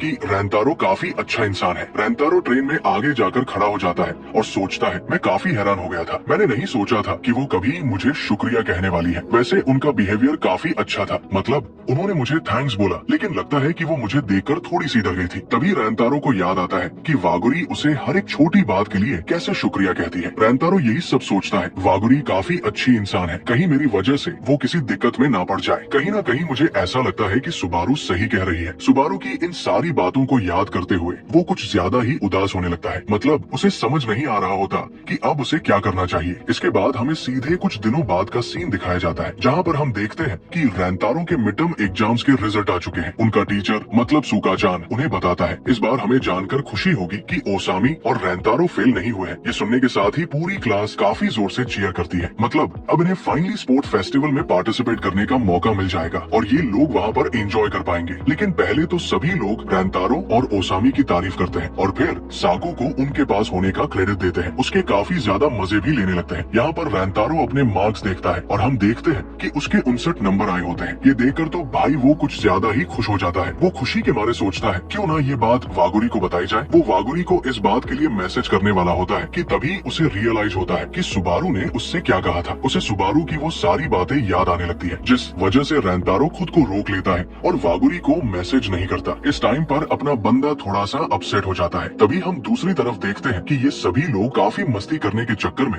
रैंतारो का बैग गिरा देते हैं। साकू ये सब देखकर रैंतारो का बैग और कॉपी उठाने लगता है। तभी साकू नोटिस करता है कि रैंतारो की कॉपी में कुछ दिखाई देता है। वो देखता है कि कॉपी के अंदर वागुरी का एक नोट है जिसमें वागुरी ने रैंतारो को गुड लक कहा है। ये सब देखने के बाद साकू थोड़ा सा शॉक होता है और फिर वो रैंतारो से वागुरी के बारे में पूछने लगता है। हम साकू को देखते हैं जो नोटबुक के बारे में रैंतारो से सवाल करता है, लेकिन रैंतारो इसका कोई जवाब नहीं देता। फिर जैसे ही अयातो नोटबुक उठाकर वागुरी का गुड लक नोट देखता है तो रैंतारो झटके से उसके हाथ से नोटबुक छीन लेता है। ये देखकर रैंतारो के दोस्त हैरान रह जाते हैं, क्योंकि उन्हें समझ नहीं आता कि रैंतारो ऐसा अजीब बर्ताव क्यों कर रहा है। वे जिस रैंतारो को जानते थे वो तो ऐसा बिल्कुल नहीं था। तभी साकू पूछता है, रैंतारो क्या ये वही लड़की है जो उस दिन लाइब्रेरी के बाहर तुम्हारे साथ खड़ी थी? उस दिन तुमने हमसे कहा था कि तुम उसे डराने की वजह से माफी मांग रहे थे, लेकिन ऐसा कुछ नहीं था। मुझे लग ही रहा था कि तुम पिछले कुछ दिनों से अजीब व्यवहार कर रहे हो और हमसे कुछ ना कुछ छुपा रहे हो। इन सारी बातों को सुनने के बाद भी रैंतारो साकू के सवालों का कोई जवाब नहीं देता। साकू कहता है, क्या तुम अभी भी हमसे कुछ छुपा रहे हो? क्या तुम कुछ नहीं बोलोगे? क्या तुम्हारे पास हमें देने के लिए कोई जवाब नहीं है? क्या तुम हमें अभी भी कुछ नहीं बताना चाहते हो? ये सीन इतना गंभीर हो जाता है कि क्लास में मौजूद सभी स्टूडेंट्स चुपचाप खड़े हो जाते हैं। तभी रैंतारो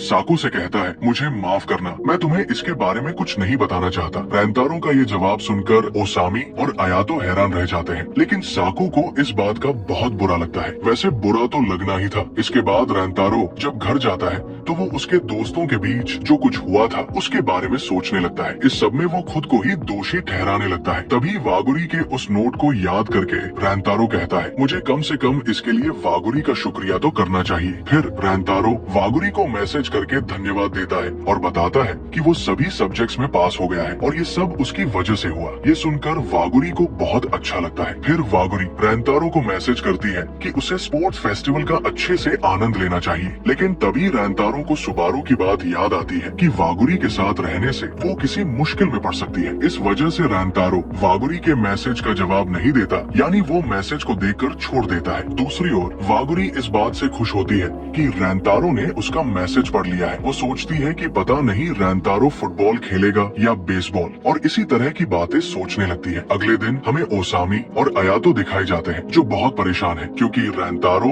और साकू एक दूसरे से बिल्कुल बात नहीं कर रहे और एक दूसरे से काफी दूर बैठे हैं। फिर अयातो ओसामी को उनके झगड़े को खत्म करवाने के लिए बोलता है और उसे याद दिलाता है जब रैंतारो ने साकू और उसके बीच हुए झगड़े को खत्म किया था। ये सुनकर ओसामी जोश में भरा हुआ दोनों को मिलाने की बहुत कोशिश करता है और स्कूल के बाद साथ में प्रैक्टिस करने के लिए भी कहता है, लेकिन दोनों ही ओसामी के साथ प्रैक्टिस करने से मना कर देते हैं। इससे ओसामी बहुत दुखी हो जाता है। फिर रैंतारो और साकू अकेले अकेले अपने घर की ओर निकल जाते हैं। जब साकू घर जा रहा होता है तभी अचानक अयातो और ओसामी आकर उसे पकड़ लेते हैं और कहते हैं, चलो घर की ओर चलते हुए बातें करते हैं। साकू कहता है, नहीं, मेरा बात करने का कोई मन नहीं है। अयातो कहता है, क्या तुम इस बात को लेकर सीरियस हो? क्या तुम्हें सचमुच लगता है कि हमें बात नहीं करनी चाहिए? साकू गुस्से में आगे बढ़ता है और कहता है, बस करो तुम दोनों, मुझे इस समय थोड़ा गुस्सा आ रहा है तो मुझे अकेला छोड़ दो। अयातो पूछता है, साकू क्या तुम रैंतारो से इसलिए नाराज हो क्योंकि वो कियो हाई स्कूल की लड़की के साथ बात करता है? साकू कहता है, ये बात नहीं है, मुझे बुरा इस बात का लगा कि उसे हम पर जरा सा भी भरोसा नहीं है। हम उसके दोस्त है और वो हमसे ये सारी बातें कैसे छुपा सकता है, खासकर तब जब मेरे जैसा इंसान उसी की वजह से चिदोरी जैसे स्कूल में फिट हो पाया। अगर वो किसी बात से परेशान है तो मैं उसकी मदद करना चाहता हूँ क्योंकि मेरे लिए वो एक हीरो है। ओसामी कहता है, हाँ ये बात तो है, रैंतारो कमाल का इंसान है, वो बिना सोचे समझे लोगों की बहुत मदद करता है। हो सकता है उसे इस टाइम ये पता ही ना हो कि तुम कैसा महसूस कर रहे हो, लेकिन हमें पता है कि रैंतारो कितना अच्छा इंसान है। अयातो कहता है, साकू शायद तुमने गौर किया हो लेकिन रैंतारो ने क्लास में कहा था कि वो इस बारे में हमें नहीं बताना चाहता। शायद ऐसा पहली बार हुआ है जब उसने हमारे सामने अपनी फीलिंग्स जाहिर की हो। मुझे ये बहुत अच्छा लगा कि उसने कम से कम कुछ तो कहा, हर बार की तरह कुछ छुपाया तो नहीं। जब तक वो हमें नहीं बताता हमें पूरी बात नहीं पता चलेगी, लेकिन मुझे यकीन है कि रैंतारो किसी न किसी दिन हमें सब कुछ जरूर बता देगा। ये सुनकर साकू का गुस्सा काफी हद तक शांत हो जाता है। वो अब थोड़ा बेहतर महसूस करने लगता है। इसके बाद ये तीनों साथ में घूमने निकल जाते हैं। फिर हमें रैंतारो की दुकान का सीन दिखाया जाता है। यहाँ रैंतारो की मम्मी नोटिस करती है कि रैंतारो का मूड कुछ खराब है, लेकिन जब वो पूछती है तो रैंतारो अपनी मम्मी को कुछ नहीं बताता और उनकी बातों को टालने लगता है। उसकी मम्मी पूछती है, क्या तुम एग्जाम में फेल होने की वजह से उदास हो? रैंतारो बताता है कि वो एग्जाम में पास हो गया है। ये सुनकर उसकी मम्मी एकदम शॉक हो जाती है क्योंकि हमेशा फेल होने वाला लड़का आखिरकार पास कैसे हो गया। वो कहती है, सच सच बताओ, तुमने एग्जाम में पास होने के लिए चीटिंग तो नहीं की? तुम पास कैसे हो गए? रैंतारो कहता है, अरे यार ऐसा बिल्कुल नहीं है, अपने बेटे पर थोड़ा तो विश्वास किया करो। फिर उसकी मम्मी उसके हाईएस्ट मार्क्स पूछती है। तब रैंतारो उन्हें अपने मार्क्स बताता है जो कि 59 आए थे। इस पर उसकी मम्मी को अभी भी विश्वास नहीं हो रहा था। इसी बीच दुकान में वागुरी आ जाती है। रैंतारो उसकी आवाज सुनकर काउंटर के नीचे छिपने लगता है। वागुरी उसकी मम्मी को इतना लेट आने के लिए सॉरी बोलती है और पूछती है कि अभी थोड़ा केक बचा हुआ है क्या? उसकी मम्मी कहती है, हाँ वैसे तुम्हारे जितना तो बचा हुआ है, बट तुम्हें थोड़ा जल्दी आना चाहिए। तब वागुरी रैंतारो की मम्मी को बताती है कि उसने मिड टर्म एग्जाम में बहुत अच्छे नंबर लाए हैं और इसलिए वो खुद को ट्रीट दे रही है। रैंतारो की मम्मी रैंतारो को वागुरी के बारे में बताने वाली होती है, लेकिन रैंतारो उन्हें चुप रहने के लिए कहता है। फिर भी उसकी मम्मी जबरदस्ती रैंतारो को खड़ा कर देती है और वागुरी को बताती है, रैंतारो मिड टर्म एग्जाम में अच्छे से पास हो गया है और मुझे अभी तक इस पर यकीन नहीं हो रहा। वागुरी तो रैंतारो को देखकर शॉक हो जाती है और पूछने लगती है कि तुम यहाँ कितनी देर से हो। तब उसकी मम्मी उसे बताती है कि रैंतारो तो यहाँ पे शुरुआत से ही था, जिस पर वागुरी थोड़ा एम्बरस फील करने लगती है। इसके बाद रैंतारो की मम्मी नोटिस करती है कि रैंतारो किसी बात को लेकर परेशान है, इसलिए वो किचन में जाते हुए रैंतारो को वागुरी का ऑर्डर लेने के लिए कहती है। जिसके बाद वागुरी अपना केक चूज करने लगती है, लेकिन तभी वागुरी हाई फाई देने के लिए अपने दोनों हाथ हवा में उठाती है। लेकिन रैंतारो पूछता है, तुम ऐसा क्यों कर रही हो? वागुरी कहती है, तुम एग्जाम में पास हो गए हो, इसलिए मुझे लगा कि हम हाई फाई कर सकते हैं और अब तुम स्पोर्ट्स फेस्टिवल में भी हिस्सा ले सकते हो। स्पोर्ट्स फेस्टिवल की बात सुनकर रैंतारो को अपने दोस्तों के साथ हुए झगड़े की याद आ जाती है, जिससे वो थोड़ा सैड हो जाता है। फिर भी वो वागुरी को हाई फाई देता है और उसका ऑर्डर दे देता है। वागुरी नोटिस करती है कि रैंतारो थोड़ा उदास है। वो कहती है, रैंतारो अगर तुम अच्छा फील नहीं कर रहे हो तो तुम्हें ढेर सारा खाना खाना चाहिए। हम हर दिन नाश्ते से शुरुआत करते हैं और मैं रोज सुबह बहुत सारा नाश्ता करती हूँ। वैसे मैं जब भी खाना खाती हूँ तो बहुत सारा खाना खाती हूँ। ये कहते कहते वागुरी भूल जाती है कि वो आखिर में क्या कहना चाहती थी। ये सीन इतना प्यारा होता है कि रैंतारो जोर जोर से हंसने लगता है। उसे हंसता देख वागुरी को बहुत अच्छा लगता है। इसके बाद वागुरी स्टेशन के लिए निकल जाती है। रैंतारो सोचता है, मैं पिछले कुछ दिनों से बहुत उलझन में था, लेकिन वागुरी से बात करने के बाद अब सब कुछ साफ हो गया है। वागुरी बहुत कमाल की इंसान है। जब भी मैं उससे मिलता हूँ मुझे बहुत अच्छा लगता है। जब सुबारू ने मुझे वागुरी से मिलने से मना किया था तब मुझे उसकी बात थोड़ी बहुत सही भी लगी, लेकिन मैंने साफ मना कर दिया था। वागुरी बहुत अच्छी और मेहनती इंसान है। वो सिर्फ सम्मान की हकदार है। मुझे अभी जो कुछ महसूस हो रहा है उसे मैं शब्दों में बयान नहीं कर पा रहा। आखिर ये सब क्या है? क्या मुझे उससे प्यार हो गया है? इसके बाद रैंतारो वागुरी का मैसेज पढ़ता है और मोबाइल को अपने सीने से लगाकर जमीन पर बैठ जाता है। दूसरी ओर वागुरी स्टेशन पर खड़ी होकर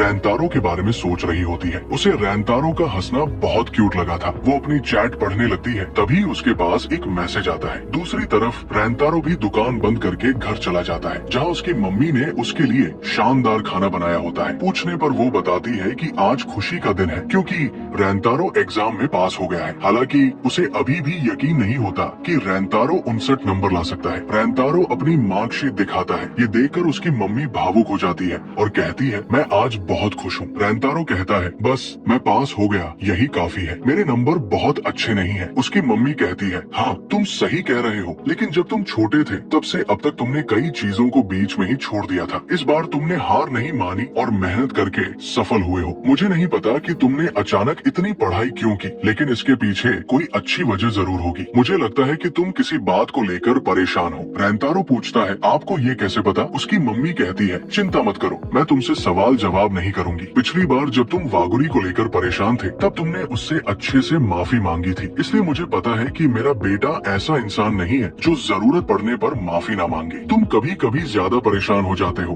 और भूल जाते हो कि तुम्हारे लिए क्या जरूरी है, लेकिन मुझे यकीन है कि तुम सही और गलत का फैसला कर सकते हो। मैं बस यही चाहती हूँ कि तुम अपनी जिंदगी अच्छे से जियो। इसके बाद सीन बदलता है। वागुरी सुबारू का मैसेज पढ़कर उससे मिलने पहुँच जाती है। सुबारू ने उसे उस जगह बुलाया होता है जहाँ वे बचपन में खेला करते थे। वागुरी पूछती है, हाँ सुबारू बताओ, तुम किस बारे में बात करना चाहती थी? तुमने मुझे यहाँ क्यों बुलाया? सुबारू कहती है, मैं रैंतारो के बारे में बात करना चाहती हूँ। ये सुनकर वागुरी थोड़ा हैरान हो जाती है और सोचती है, आखिर ये सब क्या हो रहा है? असल में हमें सुबारू के बचपन का अतीत दिखाया जाता है जहाँ वो बहुत रो रही होती है। वो कहती है, तुम्हें मंकी बार पे बिल्कुल भी नहीं लटकना चाहिए था। वागुरी जवाब देती है, अच्छा तुम उसकी बात कर रही हो? सच बताओ तो मुझे ऐसा करने में बहुत मजा आता है। सुबारू और ज्यादा रोने लगती है और कहती है, ये तुम्हारे लिए बहुत खतरनाक हो सकता है, तुम्हें ऐसा नहीं करना चाहिए। वागुरी कहती है, अच्छा ठीक है, मैं अब से ऐसा बिल्कुल नहीं करूंगी। तभी हमें बड़ी वाली सुबारू दिखाई जाती है जो सोचने लगती है, सच में वो बहुत सुंदर है,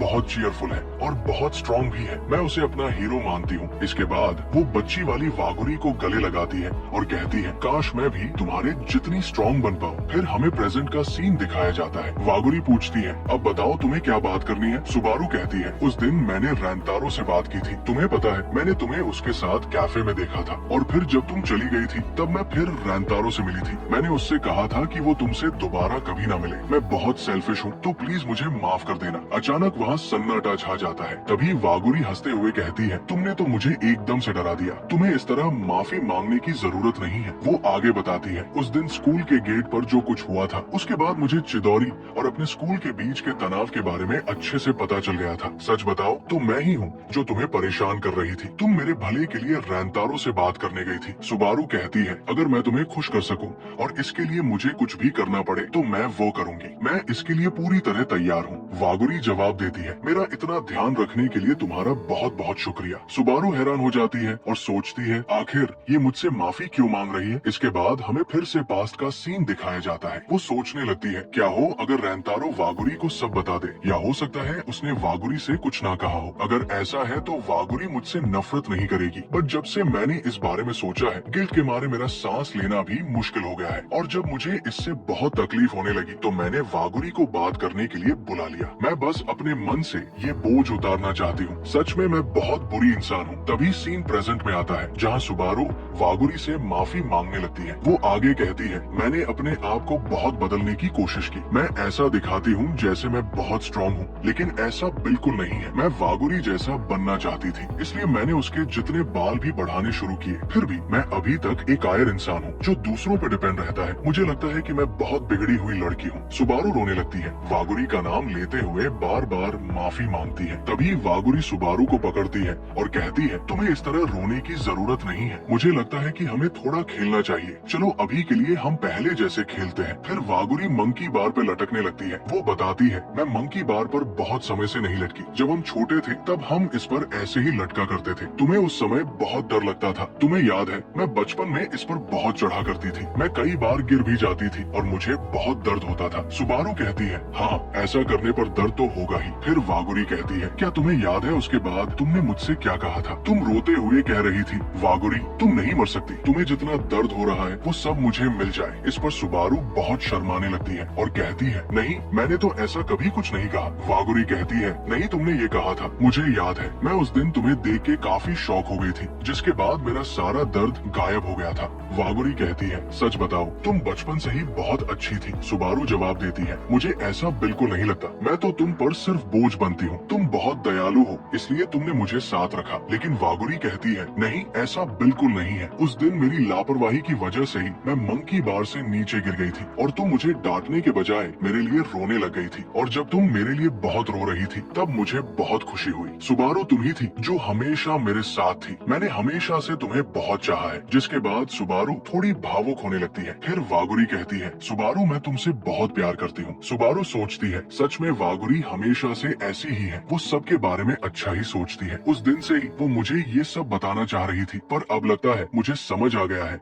कि मुझे क्या करना है। जिसके बाद वो वागुरी को कस के गले लगा लेती है और ये सीन सच में बहुत प्यारा होता है। फिर सुबारू कहती है, मैंने उस दिन रैंतारो को बताया था कि तुम एक स्कॉलरशिप स्टूडेंट हो, इसलिए चिदौरी के किसी भी लड़के को तुमसे नहीं मिलना चाहिए। पर वागुरी मैं तुमसे पूछना चाहती हूँ, तुम क्या करना चाहती हो। तब वागुरी कहती है, मुझे माफ करना सुबारू, पर मैं सच में रैंतारो से मिलना चाहती हूँ। फिर सुबारू कहती है, मुझे तुमसे एक बात और पूछनी है। वागुरी कहती है, हाँ पूछो। सुबारू पूछती है, सच सच बताना, क्या तुम रैंतारो को पसंद करती हो। वागुरी जवाब देती है, हाँ तुमने सही कहा, मुझे लगता है कि मैं रैंतारो से प्यार करने लगी हूँ। ये सुन के सुबारू थोड़ी खुश होती है। फिर वो आगे बताती है, जब मैंने रैंतारो से कहा था कि वो तुमसे मिलना बंद कर दे, तब तुम्हें पता है उसने क्या जवाब दिया। उसने कहा, सॉरी मैं ऐसा बिल्कुल नहीं कर सकता। ये सुनकर वागुरी बहुत हैरान हो जाती है और थोड़ा शर्माने लगती है, क्योंकि उसे पता चल जाता है कि रैंतारो को भी उसके लिए फीलिंग्स है। तभी फिर से हमें पास्ट की कुछ झलक दिखाई जाती है। सुबारू सोचती है, मैं अपने आप को कभी इतना दयालु नहीं मान सकती। मैं अभी भी एक डरपोक हूँ। बट इसके बावजूद वागुरी ने मुझसे कहा कि वो मुझसे प्यार करती है। वो हमेशा से ही मुझ पर भरोसा करती थी। फिर छोटी वाली सुबारू एक तरफ इशारा करती है जहाँ वागुरी खड़ी हुई थी। तब सुबारू उसकी तरफ भागते हुए कहती है, अब चाहे कुछ भी हो जाए मैं भी वागुरी पर पूरा भरोसा करूंगी। मैं हमेशा उसके साथ ही रहूंगी। और उसके बाद मैं भी तुम्हारे साथ सर उठा के चलना चाहूंगी। इसके बाद दोनों के बीच का सारा बोझ खत्म हो जाता है। वे दोनों घर जाने लगती है। तभी वागुरी अपने मोबाइल में कुछ देखती है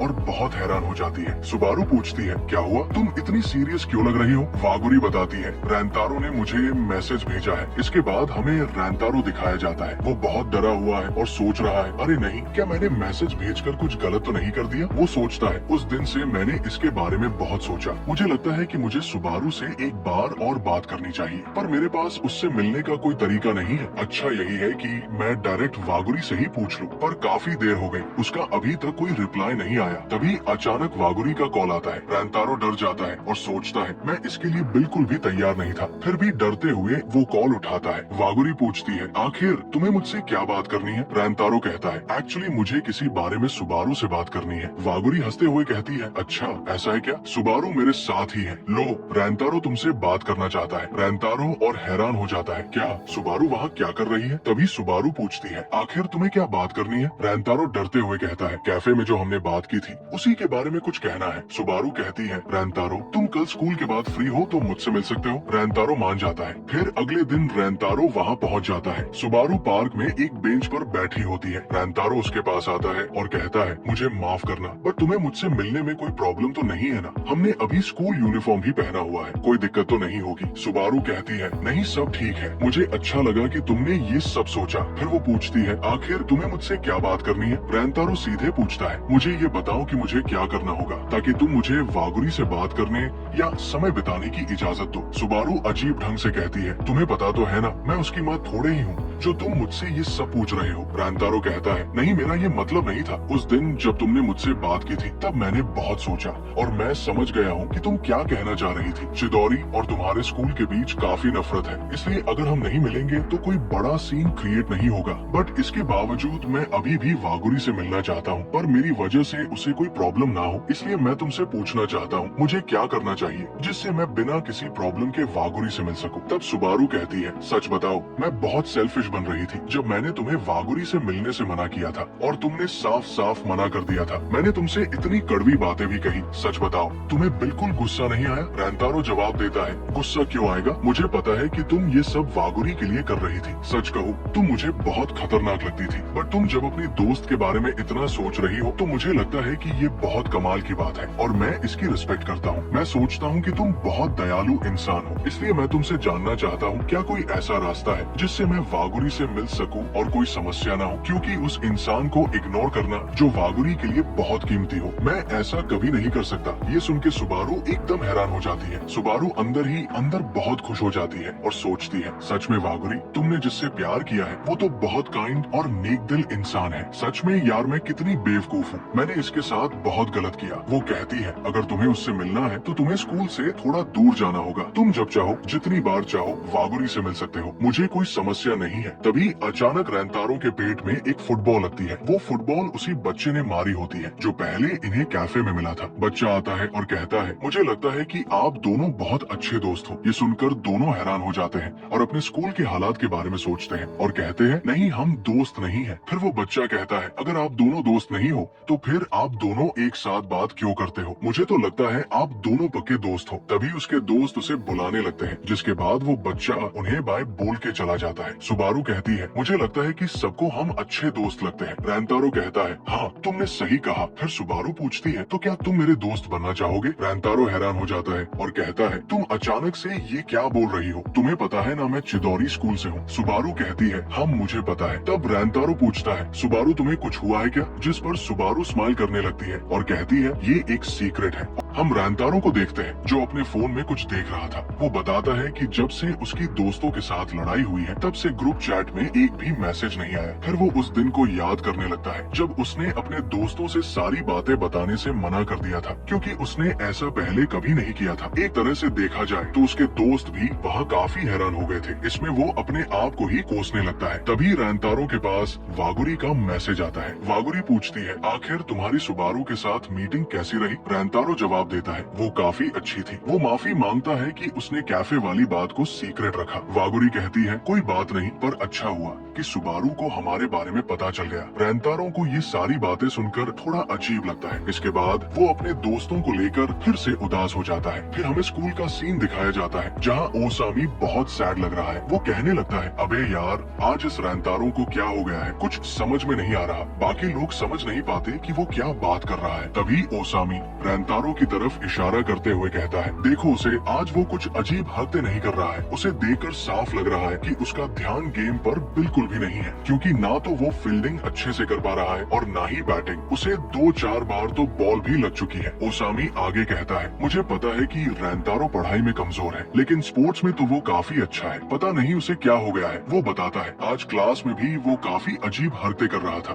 और बार बार पेन की किटकिट से मेरा आज दिमाग खराब कर दिया। मैंने उससे क्लास में पूछा भी था तुझे कोई प्रॉब्लम तो नहीं है ना, और वो घबराते हुए बोला नहीं मुझे कोई प्रॉब्लम नहीं है। ओसामी कहता है तुम दोनों को समझ में आ गया होगा कि मैं क्या कहना चाह रहा हूँ। बाकी दोनों भी कहते हैं हाँ भाई समझ गए हम। तभी ओसामी कहता है मेरे पास इस प्रॉब्लम को सॉल्व करने का धमाकेदार प्लान है। देखो अब मैं क्या करता हूँ। और हम देखते हैं कि वे सभी रैंतारो का पीछा करने लगते हैं और सोचते हैं कि इससे वो जान पाएंगे कि आखिर उसे हुआ क्या है। ओसामी साकू को कहता है तुझे अब माफी मांग लेनी चाहिए। साकू माफी मांगना तो चाहता था, लेकिन उसकी अभी हिम्मत नहीं हो रही थी। आयातो कहता है साकू और रैंतारो दोनों ही जिद्दी है, ये एक दूसरे से कभी बात नहीं करेंगे। ओसामी कहता है हाँ सही कहा भाई तुमने। तभी वो देखता है कि रैंतारो एक गली में जा रहा होता है, जिसके बाद वो भी उसके पीछे पीछे चल देते हैं। वे लोग काफी देर तक रैंतारो का पीछा करते हैं और सोचने लगते हैं कि आखिर वो और कितनी दूर जाने वाला है। और ये सीन सच में काफी फनी होता है। इसके बाद हम देखते हैं रैंतारो एक पार्क में जाकर किसी का इंतजार करने लगता है। बाकी लोग सोचने लगते हैं आखिर ये रैंतारो यहाँ क्या कर रहा है। तभी वहाँ सुबारू और वागुरी आ जाती है और भाई ये सीन देख के तो तीनों दोस्त काफी ज्यादा हैरान हो जाते हैं, सच में बहुत ज्यादा हैरान। इसके बाद हमें एक रेस्टोरेंट का सीन दिखाया जाता है जहाँ वागुरी, सुबारू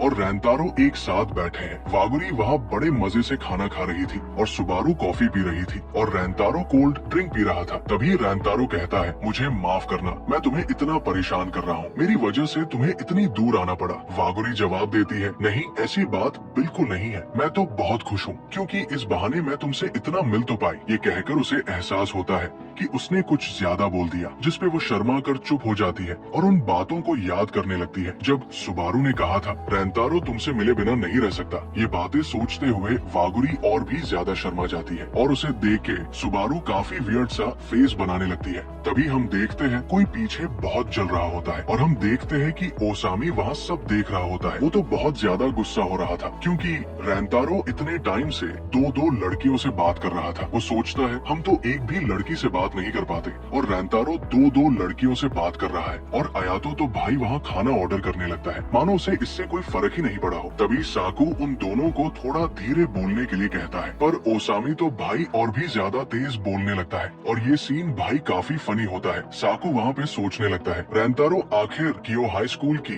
दो लड़कियों के साथ क्या कर रहा है। इनमें वागुरी का तो चलो कोई नहीं, बट वो सिल्वर बालों वाली सुबारू का सीन मुझे समझ नहीं आया। उसे तो चिदोरी से नफरत है, फिर वो यहाँ क्या कर रही है। तभी सुबारू कहती है रैंतारो तुम्हें हमसे कुछ बात करनी थी तो बोलो क्या बात है। रैंतारो जवाब देता है तुम्हें वो तीनों लड़के याद है जो हमें लाइब्रेरी के बाहर मिले थे। वागुरी कहती है हाँ वही जो तुम्हारे दोस्त है। रैंतारो बताता है मैं उन सभी को तुम दोनों के बारे में बताना चाहता हूँ, मतलब मेरे, तुम्हारे और वागुरी के बारे में। फिर वो कहता है असल में मैं उन तीनों से काफी टाइम से सब सीक्रेट रख रहा हूँ, लेकिन अब मैं उनसे कुछ नहीं छिपा सकता। फिर वो अपने बचपन की बातें बताने लगता है कि उसे सभी लोग इग्नोर करते थे। उसे याद भी नहीं था कि उसने आखिरी बार कब किसी से अच्छे से बात की थी, बट जब से वो चिदोरी स्कूल में आया है वो तीनों हमेशा मेरे साथ रहे हैं। वो कहता है पहले तो मुझे वो सब थोड़े अजीब लगे, लेकिन मुझे पता चला कि वे सचमुच बहुत अच्छे हैं और इस दुनिया में ऐसा कोई भी नहीं है जो उनकी जगह ले सके। वे इकलौते लोग हैं जो मुझसे बिल्कुल नहीं डरे। फिर वो कहता है जैसे तुम वागुरी को बहुत पसंद करती हो वैसे ही मैं अपने दोस्तों को बहुत पसंद करता हूँ। वो वागुरी को धन्यवाद देता है कि उसने उसे पढ़ाया, जिससे उसे पहली बार लगा कि वो फेल नहीं होगा बल्कि अच्छे नंबर से पास हो सकता है। वो कहता है उसी तरह मैं अपने दोस्तों को खोने में फेल नहीं हो सकता, मैं उन्हें पाने के लिए कुछ भी कर सकता हूँ, इसलिए मुझे माफ करना मेरी वजह से अगर तुम्हें कोई परेशानी हुई हो तो, लेकिन मैं अपने दोस्तों से अब और कुछ नहीं छिपा सकता। वागुरी मुस्कुराते हुए कहती है मुझे कोई परेशानी नहीं है बल्कि मैं तो बहुत खुश हूँ। वो सुबारू से पूछती है और सुबारू कहती है जब वागुरी को कोई परेशानी नहीं है तो मुझे कैसे हो सकती है? तुमने सिर्फ वागुरी को नहीं मुझे भी बताया। इससे पता चलता है कि तुम सचमुच बहुत अच्छे इंसान हो।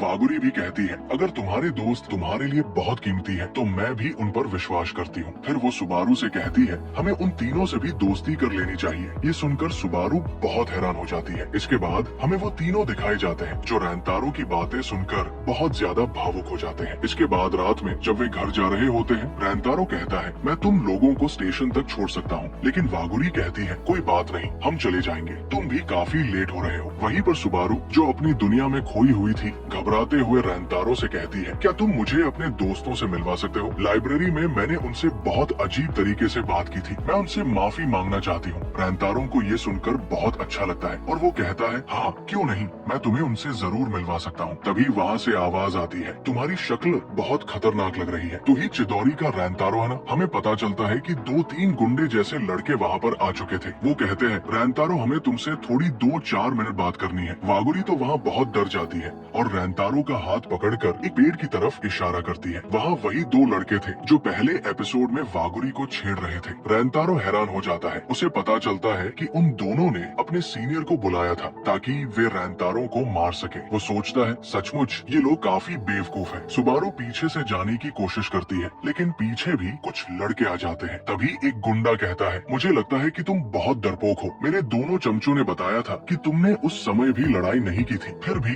वे बहुत डर गए थे, मुझे अभी भी तुम बहुत डरपोक लगते हो। वागुरी गुस्से में कहती है रैंतारो को डरपोक मत बोलो। तभी उसका साथी कहता है ये तो कियो हाई की लड़की है, ये चिदौरी स्कूल वाले के साथ क्या कर रही है? दोनों लड़कियां बहुत अमीर लगती है, आज तो काफी मजा आने वाला है और ये दोनों तो काफी क्यूट भी है। तभी रैंतारो बीच में आता है और कहता है तुम्हारी प्रॉब्लम तो मेरे साथ है ना, तो तुम इन लोगों को घर जाने दो, इसके बाद तुम्हें जो बात करनी है वो कर लेना। वो ये सब काफी गुस्से में बोल रहा था। तभी अचानक एक लड़का सुबारू के बाल पकड़ लेता है। सुबारू बहुत डर जाती है। रैंतारो कुछ करने ही वाला होता है कि कोई उसका हाथ पकड़ लेता है। वो कोई और नहीं ओसामी होता है। वो कहता है तुम्हारी इसे छूने की हिम्मत भी कैसे हुई? रैंतारो हैरान हो जाता है और सोचता है आखिर ये लोग यहाँ क्या कर रहे हैं? तभी साकू कहता है तुम लड़कियों को यहाँ से ले जाओ। ओसामी भी कहता है तुम जाओ, इन्हें हम पर छोड़ दो। रैंतारो रुकना चाहता था लेकिन उसे पता था कि लड़कियां ज्यादा इम्पोर्टेंट है। सुबारू साकू की तरफ देखती है लेकिन साकू उस पर ध्यान नहीं देता। तभी एक गुंडा कहता है क्या तुम्हें लगता है कि तुम तीनों मिलकर हमें हरा सकते हो? साकू उस पर ध्यान नहीं देता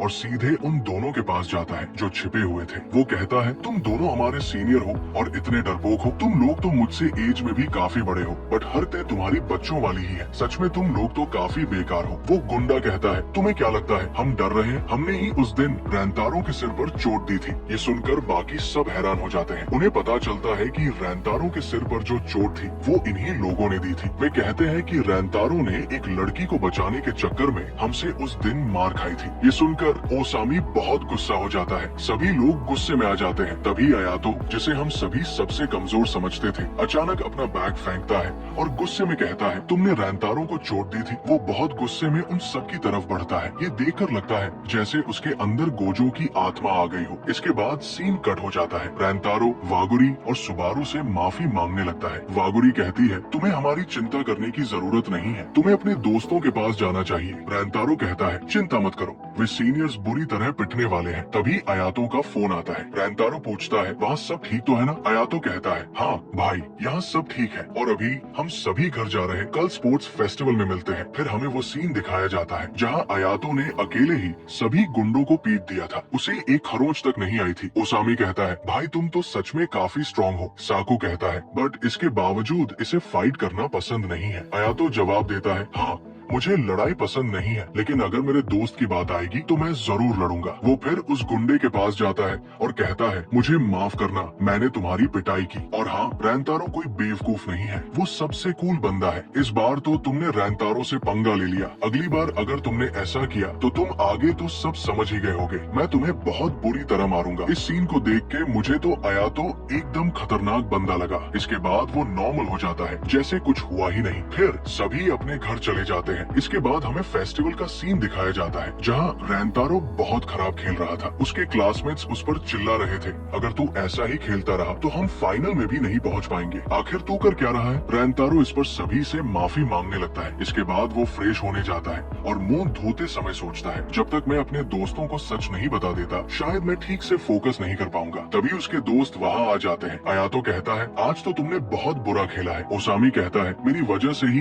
हम अभी तक बचे हुए हैं। फिर वो कहता है, हमें बस 2 गेम जीतने हैं, अगर हम जीत गए तो टीचर हमें शानदार आइसक्रीम पार्टी देंगे। रैंतारो कहता है, कल के लिए तुम्हारा बहुत बहुत शुक्रिया। ओसामी कहता है, तुझे धन्यवाद बोलने की जरूरत नहीं है, जब तक हम हैं कोई तुझे छू भी नहीं सकता। वो कहता है, अच्छा हुआ कि हम तेरा पीछा कर रहे थे। ये कहकर उसे एहसास होता है कि उसने ज्यादा बोल दिया और फिर तीनों एकदम से घबरा जाते हैं। रैंतारो हैरान होकर कहता है, अच्छा तभी तुम लोग एकदम सही टाइम पे वहाँ पर आ गए थे, पर इसका मतलब तुमने रेस्टोरेंट में मेरी सारी बातें सुन ली थी। ओसामी चुपके से आयातों को लेकर वहाँ से निकल लेता है और साकू को माफी मांगने के लिए कहता है। फिर साकू रैंतारो से कहता है, मुझे माफ करना, कल हमने तुम्हारा पीछा किया और तुम्हारी सारी बातें भी सुनी और उन सब चीजों के लिए भी सॉरी जो मैंने तुमसे उस दिन कह दी थी। फिर रैंतारो कहता है, अरे नहीं, तुम क्यों माफी मांग रहे हो? माफी तो मुझे मांगनी चाहिए। और इसके बाद साकू कहता है, नहीं मुझे माफी मांगनी चाहिए। और रैंतारो कहता है, नहीं मुझे माफी मांगनी चाहिए। और ये सब काफी देर तक चलता रहता है। तभी साकू को रियलाइज होता है कि रैंतारो हमेशा से ही सारा ब्लेम अपने ऊपर ले लेता है। फिर वो कहता है, रैंतारो अब जो मैं कहने जा रहा हूँ उसे ध्यान से सुनना, मैं फिर दोबारा कभी नहीं कहूँगा। वो कहता है, कल तुमने जो कुछ भी कहा उससे मुझे बहुत खुशी हुई। मुझे पता है मैं काफी जिद्दी हूँ, बट फिर भी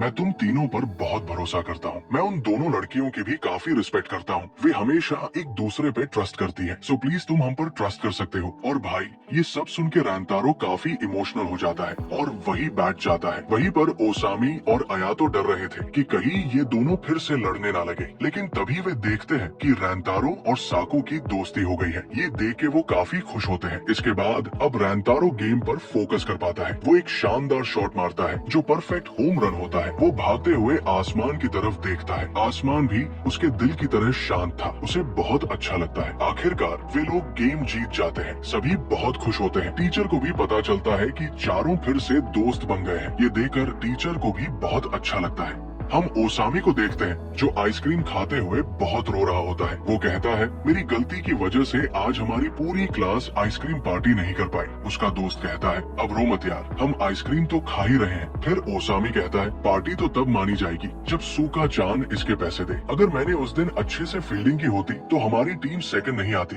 तभी आइसक्रीम शॉप वाली आंटी उसे थोड़ी एक्स्ट्रा आइसक्रीम देती है, जिससे ओसामी थोड़ा खुश हो जाता है। इसके बाद रैंतारो उन सबसे कहता है, क्या तुम लोग इसके बाद थोड़ा फ्री हो? फिर हम देखते हैं कि रैंतारो सभी को वागुरी और सुबारू से मिलाता है। इसके बाद एक एक करके सभी अपना परिचय देते हैं। फिर वागुरी उनसे कहती है, मुझे माफ करना, मैंने तुम लोगों को अचानक मिलने के लिए बुला लिया। तब ओसामी कहता है, नहीं कोई बात नहीं, वैसे भी आज हमारा स्पोर्ट्स फेस्टिवल था तो हम जल्दी फ्री हो गए। वागुरी पूछती है, अच्छा तो तुम्हारा फेस्टिवल कैसा था? ओसामी उदास होते हुए कहता है, हम लोग सेकंड आए हैं। इसके बाद वागुरी कहती है, तुम लोगों का कल के लिए बहुत बहुत शुक्रिया। सुबारू भी उन्हें शुक्रिया कहती है। वो लोग कहते हैं, अरे कोई बात नहीं, हम खुश हैं कि तुम लोग सेफली घर पहुंच गए। इसके बाद वागुरी उन लोगों को कुछ देती है जिसमें बहुत सारा खाने का सामान होता है। वो कहती है, ये हमारी तरफ से एक थैंक यू गिफ्ट है। आयातो उन्हें धन्यवाद देता है। वही ओसामी तो रोने लग जाता है। वो कहता है, सच में तुम तो बहुत अच्छी इंसान हो। फिर वो पूछता है, क्या मैं अभी ये खा सकता हूँ? सभी सोचते हैं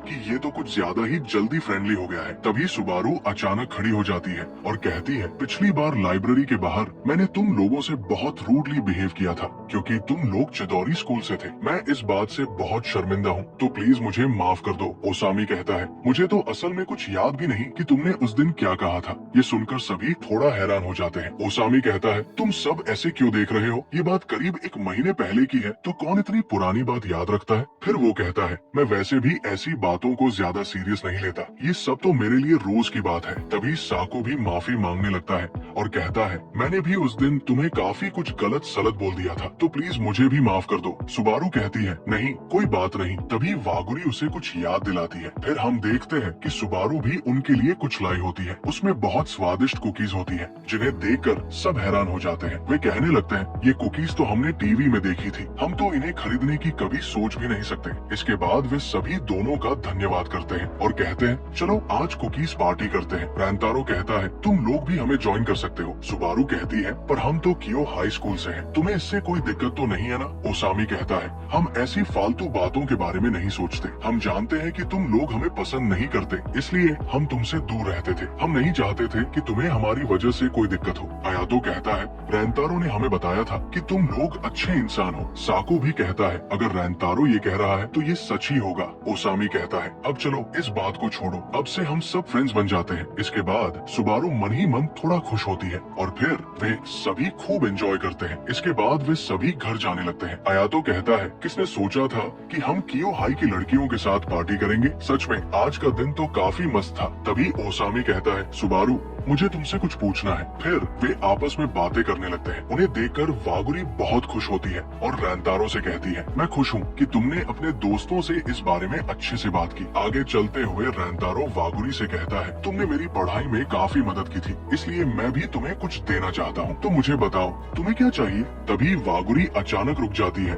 और शर्माते हुए कहती है, मैं तुम्हारे साथ कहीं बाहर घूमने जाना चाहती हूँ। और इस टाइम पर सच में वो बहुत क्यूट लग रही थी। इसके बाद हमें ट्रेन का सीन दिखाया जाता है। रैंतारो काफी नर्वस फील कर रहा होता है। वो फोन में देखते हुए कहता है, पिछली बार हम पढ़ाई के लिए मिले थे, लेकिन आज ऐसे घूमने के लिए जाना सच में काफी अजीब है। तभी वहाँ एक कपल बोलता है, मैं तो बहुत एक्साइटेड हूँ हमारी डेट के लिए। ये सुनकर रैंतारो और भी ज्यादा घबराने लगता है। वो सोचता है, नहीं ये कोई डेट नहीं है, हम तो बस ऐसे ही घूमने जा रहे हैं। फिर वो ट्रेन से उतरते समय सोचता है, आज मुझे वागुरी के साथ काफी मजे करने हैं, तो ज्यादा नहीं सोचना चाहिए। तभी वागुरी वहाँ आ जाती है और हंसते हुए कहती है, हम तो एक ही ट्रेन में थे। फिर वो रैंतारो को उसके साथ जाने के लिए थैंक्स बोलती है। रैंतारो थोड़ा शर्माने लगता है। इसके बाद वे एक्वेरियम देखने जाते हैं। वागुरी कहती है, मैं यहाँ मिडिल स्कूल के बाद आज आई हूँ। रैंतारो कहता है, मैं तो यहाँ बचपन में आया था, उस समय मैं बड़ी मछलियाँ देखना चाहता था, इसलिए मैंने इन छोटी मछलियों को इग्नोर कर दिया था। वो पूछता है, तुम्हें क्या क्या देखना है। वागुरी कहती है, मैंने टीवी में देखा था कि आज 3 बजे डॉल्फिन का शो होगा, मैं वो तुम्हारे साथ देखना चाहती हूँ, पर हमें पहले खाना भी खाना है, फिर मुझे राइड पर भी जाना है और सी लायन का शो भी देखना है। वो अचानक कहती है, हमारे पास इतना टाइम तो है ना। रैंतारो ये सुनकर थोड़ा हंसने लगता है, क्योंकि वागुरी इस समय छोटे बच्चों की तरह बिहेव कर रही थी,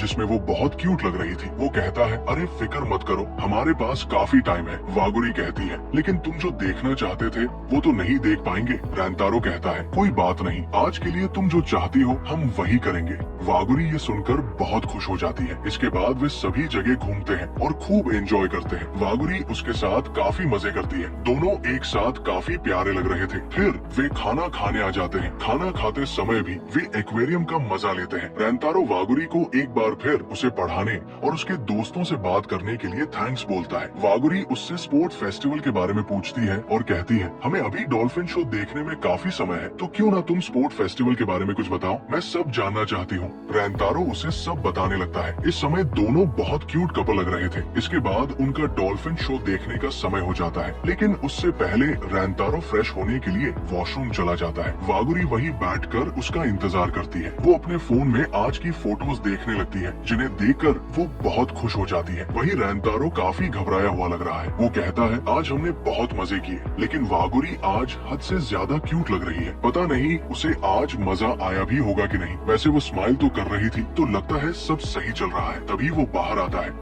और देखता है कि वागुरी के साथ एक छोटी बच्ची है जो बहुत रो रही होती है। रैंतारो पूछता है, ये बच्ची कौन है। वागुरी कहती है, लगता है ये गुम हो गई है। फिर वो रैंतारो से उस बच्ची के पेरेंट्स को ढूंढने के लिए कहती है। रैंतारो कहता है, मुझे कोई प्रॉब्लम नहीं है, लेकिन फिर डॉल्फिन शो मिस हो जाएगा। वागुरी कहती है, कोई बात नहीं, अभी हमें इसकी मदद करनी चाहिए। फिर वागुरी उससे पूछती है, तुम अपने पेरेंट्स से कब बिछड़ी थी। वो बच्ची बताती है कि वे शार्क्स देख रहे थे। वागुरी कहती है, कोई बात नहीं, हम अभी तुम्हारे मम्मी पापा को ढूंढेंगे। वो बच्ची खुश हो जाती है। ये देखकर रैंतारो भी खुश होने लगता है। वो सोचता है, सच में वागुरी ऐसी ही है, वो सबकी मदद मदद करती है। वागुरी उससे उसका नाम पूछती है। वो अपना नाम मीका चान बताती है। फिर वागुरी उसे रैंतारो से मिलाती है। वो रैंतारो को देखकर डर जाती है। रैंतारो उसे अपना नाम बताता है, लेकिन बच्ची डरते हुए उसे रिन चान कहने लगती है। वागुरी ये सुन के हंसने लगती है। इसके बाद वागुरी बच्ची को रैंतारो के पास रुकने के लिए कहती है और खुद उसके पेरेंट्स को ढूंढने चली जाती है। हम देखते हैं कि